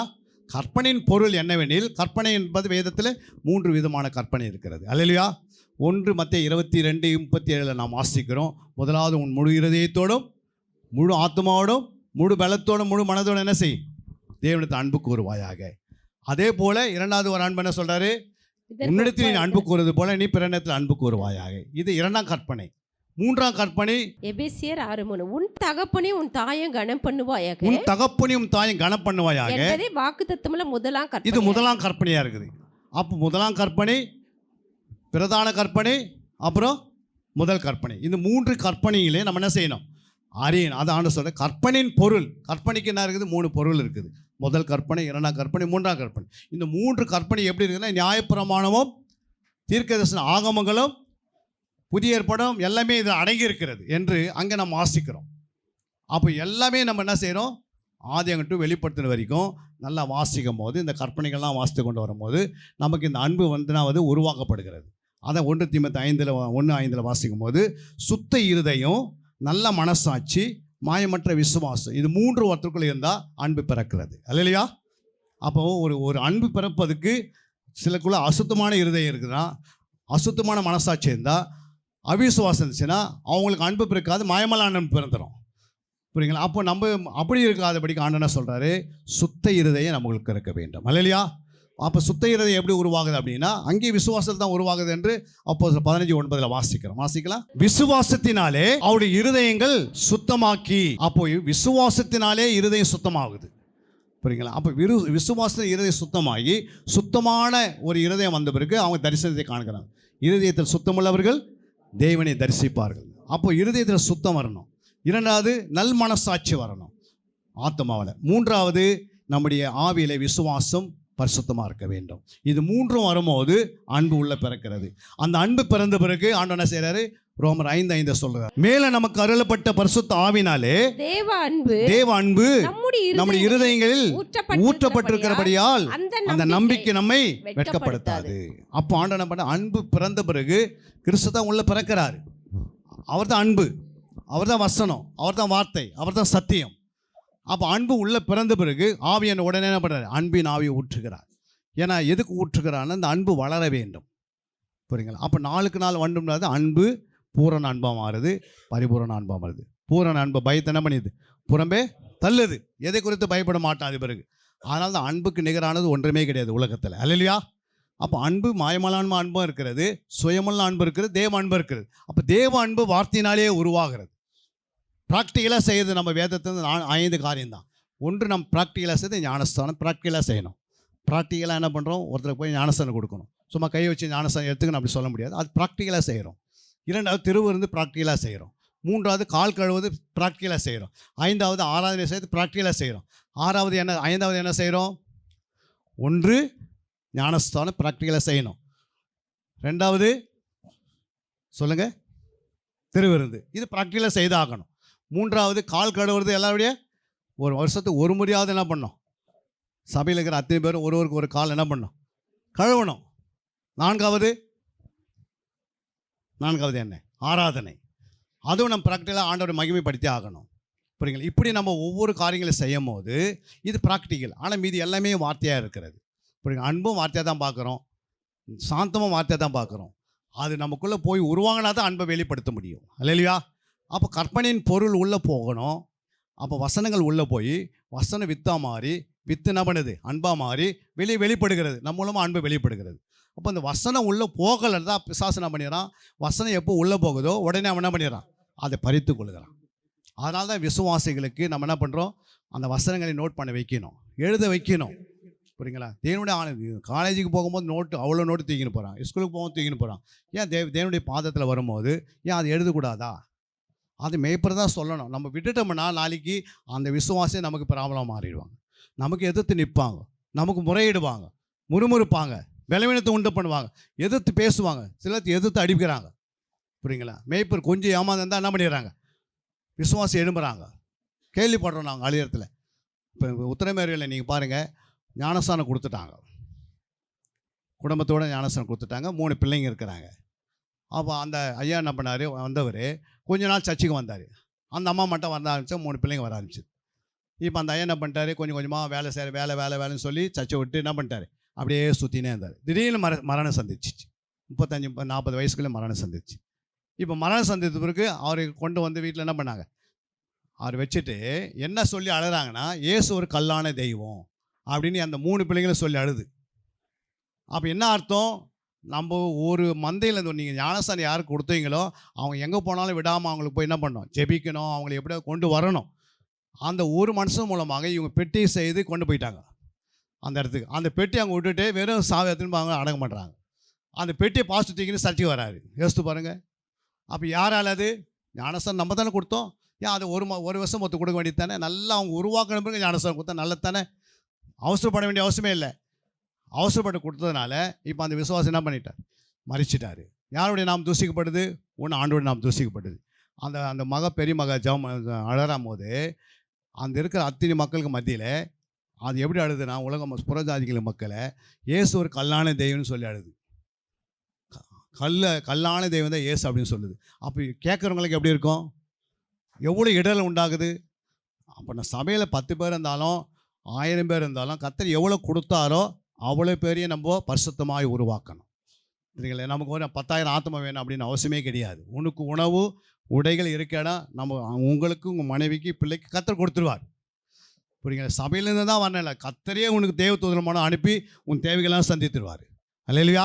ஆனால் கொடுத்த ஆத்துமாக்களை கரெக்டாக உருவாக்கி 10 பேராவது 20 பேராவது 30 பேராவது ஜெபிப்பதற்கு அழகு தேவையில்லை, அவங்களை ஜெபிக்க பண்ண வைக்கணும். ஜெபிப்பதற்கு படிப்பு தேவையில்லை, ஜெபிப்பதற்கு இந்த வஸ்திரம் போட்டால் தான் ஜெபம் வரும்னு அவன்கிட்ட சொல்லலை. அப்போ ஜெப ஜீவித்தால் தான் அவங்கள உருவாக்கணும், நல்லா ஜெபிக்க வைக்கணும். ஜெபம் பண்ணுற இடத்துல தான் வசனத்தை எடுக்க முடியும், வசனத்தை அளவுகள் தெரியும், வசனத்தை அர்த்தங்கள் தெரியும்.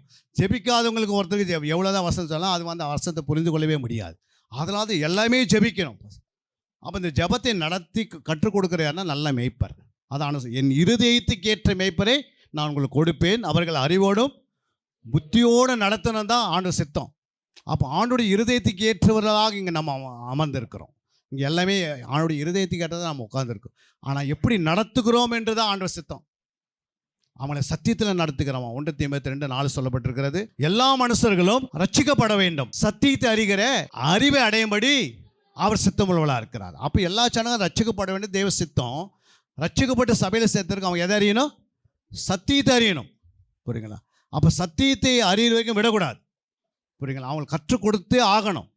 அப்போ தான் உனக்கு நல்ல ஒரு விசுவாசிகளையும் நல்ல சீசர்களையும் நான் பார்க்க முடியும். சத்தியன்றது வேறு, வசனன்றது வேறு. அல்லையா? வசனம் என்பது லூக்கா 8:11 வாசிக்கிறோம். வசனங்கள் என்னவா இருக்குதுன்னா வசனங்கள் விதையாக இருக்கிறது. அல்லையா? அப்போது விதை தான் வசனம். இந்த வசனம் யாருக்கிட்ட இருக்குது? பிசாசுக்கிட்ட இருக்குது. ஆனால் பிசாசுக்கிட்ட என்ன இல்லை?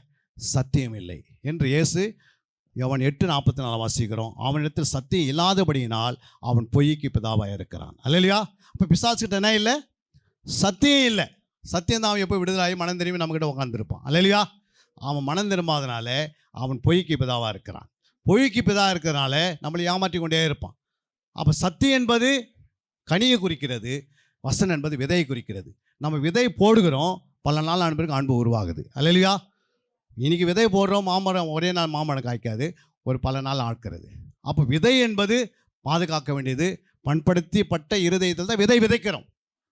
நல்ல இருதயத்தெல்லாம் சுத்திகரித்திருக்கணும். 1 படி, 1 Corinthians 6:11 படி, Hebrews 10:22 படி, நீதிமொழி 28:13 படி என்ன பண்ணிக்கணும்? நம்முடைய இருதயத்தை இரத்தத்தினாலையும் வசத்தினாலும் ஆவியினாலையும் ஜலத்தினாலும் நல்லா கழுவி நல்லா சுத்திகரித்து நீங்கள் அந்த வசனத்தை உள்ளே போட்டிங்கன்னா அது நல்லா பாதுகாத்து ஜெபம் பண்ணிங்கன்னா அது பாதுகாக்கப்படுகிறது. அல்லையா? அது 30-60-100 பலன் கொடுக்கும்போது தானாகவே உன் தேவையில் தானே சந்திப்பார். கனியில் தான் வாசனை வருது, வசனத்தில் விதையில் வாசனை வராது. அல்லையா? மாங்காய் கொட்டையை எடுத்து நீ பாருங்கள், மோந்து பாருங்கள், வாசனை வருமா? வராது. ஆனால் அந்த கொட்டைக்குள்ளே என்ன இருக்குது? அந்த விதைக்குள்ளே மாமணம் இருக்கிறது. கோடிக்கணக்கில் மாமணம் இருக்கிறது. அதுக்குள்ளே வாசனை இருக்கிறது. அதுக்குள்ளே என்ன இருக்கிறது? பலன் இருக்கிறது. அதை புசித்த பலன் அடிக்கிறோம். அப்போ சத்தியத்தை அறிய விடுதலாயினே இருக்கிறோம். வசனம் உள்ளே போய் அந்த வசனம் விதையாக விதைக்கப்பட்டு அது உணர்வடைந்து முளைத்து எழும்பி அது 30-60 பலன் கொடுக்கிறது. அல்லையா? அப்போ நம்மளை பார்க்குறோம், என்ன பண்ணுறாங்க? ஒரு உண்மை உள்ள மனுஷன். இந்த மாதிரி இந்த ஊரில் இந்த ஊழியக்காரமே நான் யாருமே பார்த்ததே இல்லை. அவருக்குள்ளே அந்த தாழ்மை பார்த்தேன். அவங்க முகத்துக்குள்ளே அவ்வளோ சாந்தம் இருக்கிறது. அவர் பேசும்போதே எனக்கு குணமாயிடுச்சு அப்படின்வாங்க. அல்லையா? கனி நிறமாக தான் ஆத்மா நம்மக்கிட்ட வந்துனே இருக்கும். கனி இல்லை அப்படின்னா நம்மக்கிட்ட யாருமே வரமாட்டாங்க. அல்லையா? நம்மளை பார்த்து திடீர்னு என்ன பண்ணுவாங்க? இவங்களாம் ஒரு ஊழியக்காரன் சொல்லிட்டு போயினே இருப்பாங்க. அதனால தான் ஆண்டவர் விரும்புகிறது கனி. அல்லையா? 1000 பிசாசு துரத்தி இருக்கலாம். ஆனால் 1000 பிசாசு துரத்திட்டு பரலோக ராஜ்யத்துக்கு போகலாம் எவ்வளோ கடினமான காரியம். பிசாசு ஓடிப்பிடிச்சி, ஆனால் அவருக்குள்ளே கனி உருவாகலையே. அது ஆண்டவரே அந்த அற்புதங்களை செய்வது வரத்தை கொடுப்பார். அதனால் தான் முதல் ஸ்டெப்பு கனியில் உருவாகு, 2வது வரத்தை பெற்றுக்கொள்ளுங்க. அது பிறகு ஊழியம் செய்தால் அழகாக ஊழியம் பெறுகிறது. அல்லையா? நிறைய பேர் ஃபஸ்ட்டு வரங்களை பெற்றுக்கின்னு கனியில்லாத ஓடுவாங்க. அப்போ எங்கன்னா சிக்கி தேவனுடைய நாம் தூசிக்கப்படுகிறது. அதனால தான் ஆண்டவர் சொல்கிறாரு, நல்லா நம்ம சத்தியத்தில் வழிநடத்தப்பட வேண்டும். எல்லாம் நம்ம கண்களை மூடி ஒரு நிமிடம் நாம் கேட்ட வசனங்களுக்காக. அதனால் ஆண்டவர் நம்மோடு நிறைய வசனங்களை ஆண்டவர் கொடுத்தாரு. ஆனால் நம்ம எல்லாமே ஊழியக்காராக இருக்கிறதுனால நிறைய வசனங்களை நீங்கள் பழகி இருக்கிறதுனால நீங்கள் அதிகமாக என்னை காட்டிலும் அதிகமாக ஊழியம் செய்கிறதுனால ஆண்டவர் உங்களுக்கு எல்லா வசனங்கள் தெரியும். ஆனால் ஆவியானவர் என்ன பேசினா அதான் பேச போகிறாரு. அல்லையா? நான் எவ்வளோ தான் பேசினாலும் என் முயற்சியை பேச முடியாது. ஆவியானவருக்கு தெரியும். நம்முடைய இருதயங்களை ஆராய்ந்து அறிந்து வச்சிருக்கிறார். நம்முடைய பலவீனம் தெரியும். நாம் இங்கே வரும்போதே அவருக்கு தெரியும் எல்லாமே. உங்களுடைய ஆலயம் கட்டப்படாது இருக்கலாம், கர்த்தர் அதை கட்டி அழகாக கொடுப்பார். உன் தேவையில கர்த்தர் அழகாக சந்திப்பார். உன்னுடைய பிள்ளைகளுக்கு திருமண காரியம் நிறைவேறிடும். உன் சபையில் உள்ள மக்கள் பெரிதான காரியத்தை செய்வார்கள். ஆண்டவர் திரளான ஆத்துமக்களை தருவார். நம்ம கொஞ்சத்தில் உண்மையாக இருந்தால் போதும், அநேக ஆசீர்வாதம் நாம் பெற்றுக்கொள்ள முடியும். எல்லா கண்களும் மூடி ஒரு நிமிடம் ஆண்டவரே உங்களுடைய வார்த்தை கேட்டோம். இந்த இடத்தை திறந்து கொடுத்து இந்த இடத்திற்காக நமக்காக எல்லாத்தையும் பிரயாசப்பட்ட எஸ்பிசி ஊழியத்தில் வந்து அனைவரையும் கர்த்தர் ஆசீர்வதிக்கணும். உங்களுடைய ஊழியங்கள் 1000 மடங்கு உயர்த்தப்படணும். இந்த எஸ்பிசி இந்த ஒற்றுமை, இந்த ஒருமை கர்த்தர் நிலைத்து நித்திய ஆண்டவருடைய ரகசிய வருகை வரைக்கும் இந்த எஸ்பிசி ஒற்றுமை நிலைத்திருக்க வேண்டும். ஒரு நாள் இதுக்குள்ள எந்த விதமான பிசாசினுடைய ஆவிகள் உள்ள வரவே கூடாது. கர்த்தர் யார் யாருக்கு எந்தெந்த போஸ்ட் குத்துருக்கிறாரோ அந்தந்த போஸ்டில் நாம் நிலைத்திருந்து அவருடைய ராஜ்யத்தை நம்ம கட்டி எழுப்ப வேண்டும். அவருக்காக தான் நாம் வந்திருக்கிறோம். நாம் இங்கே வந்திருக்கிறவர்கள் எல்லாமே ஒரு மன ஆவி தந்து இவ்வளவு நம்மளை கெதர் பண்ணி ஆண்டவர் அழைத்திருக்கிறார். ஆவியனர் கொண்டு வந்திருக்கிறார். இந்த எஸ்பிசி ஊழியத்தை கர்த்தர் அவரதமாய் உலகம் எங்கும் கொண்டு போகிறார். உலகம் எங்கும் கர்த்தரோட ராஜ்யம் கட்டப்பட போகிறது. இங்க இருக்கிற ஒவ்வொரு தலைவரை கர்த்தர் இன்னும் அதிகமான நன்மைகளை செய்ய போகிறார். ஆண்டவரே உடைய வார்த்தை கேட்டிருக்கிறோம் அப்பா.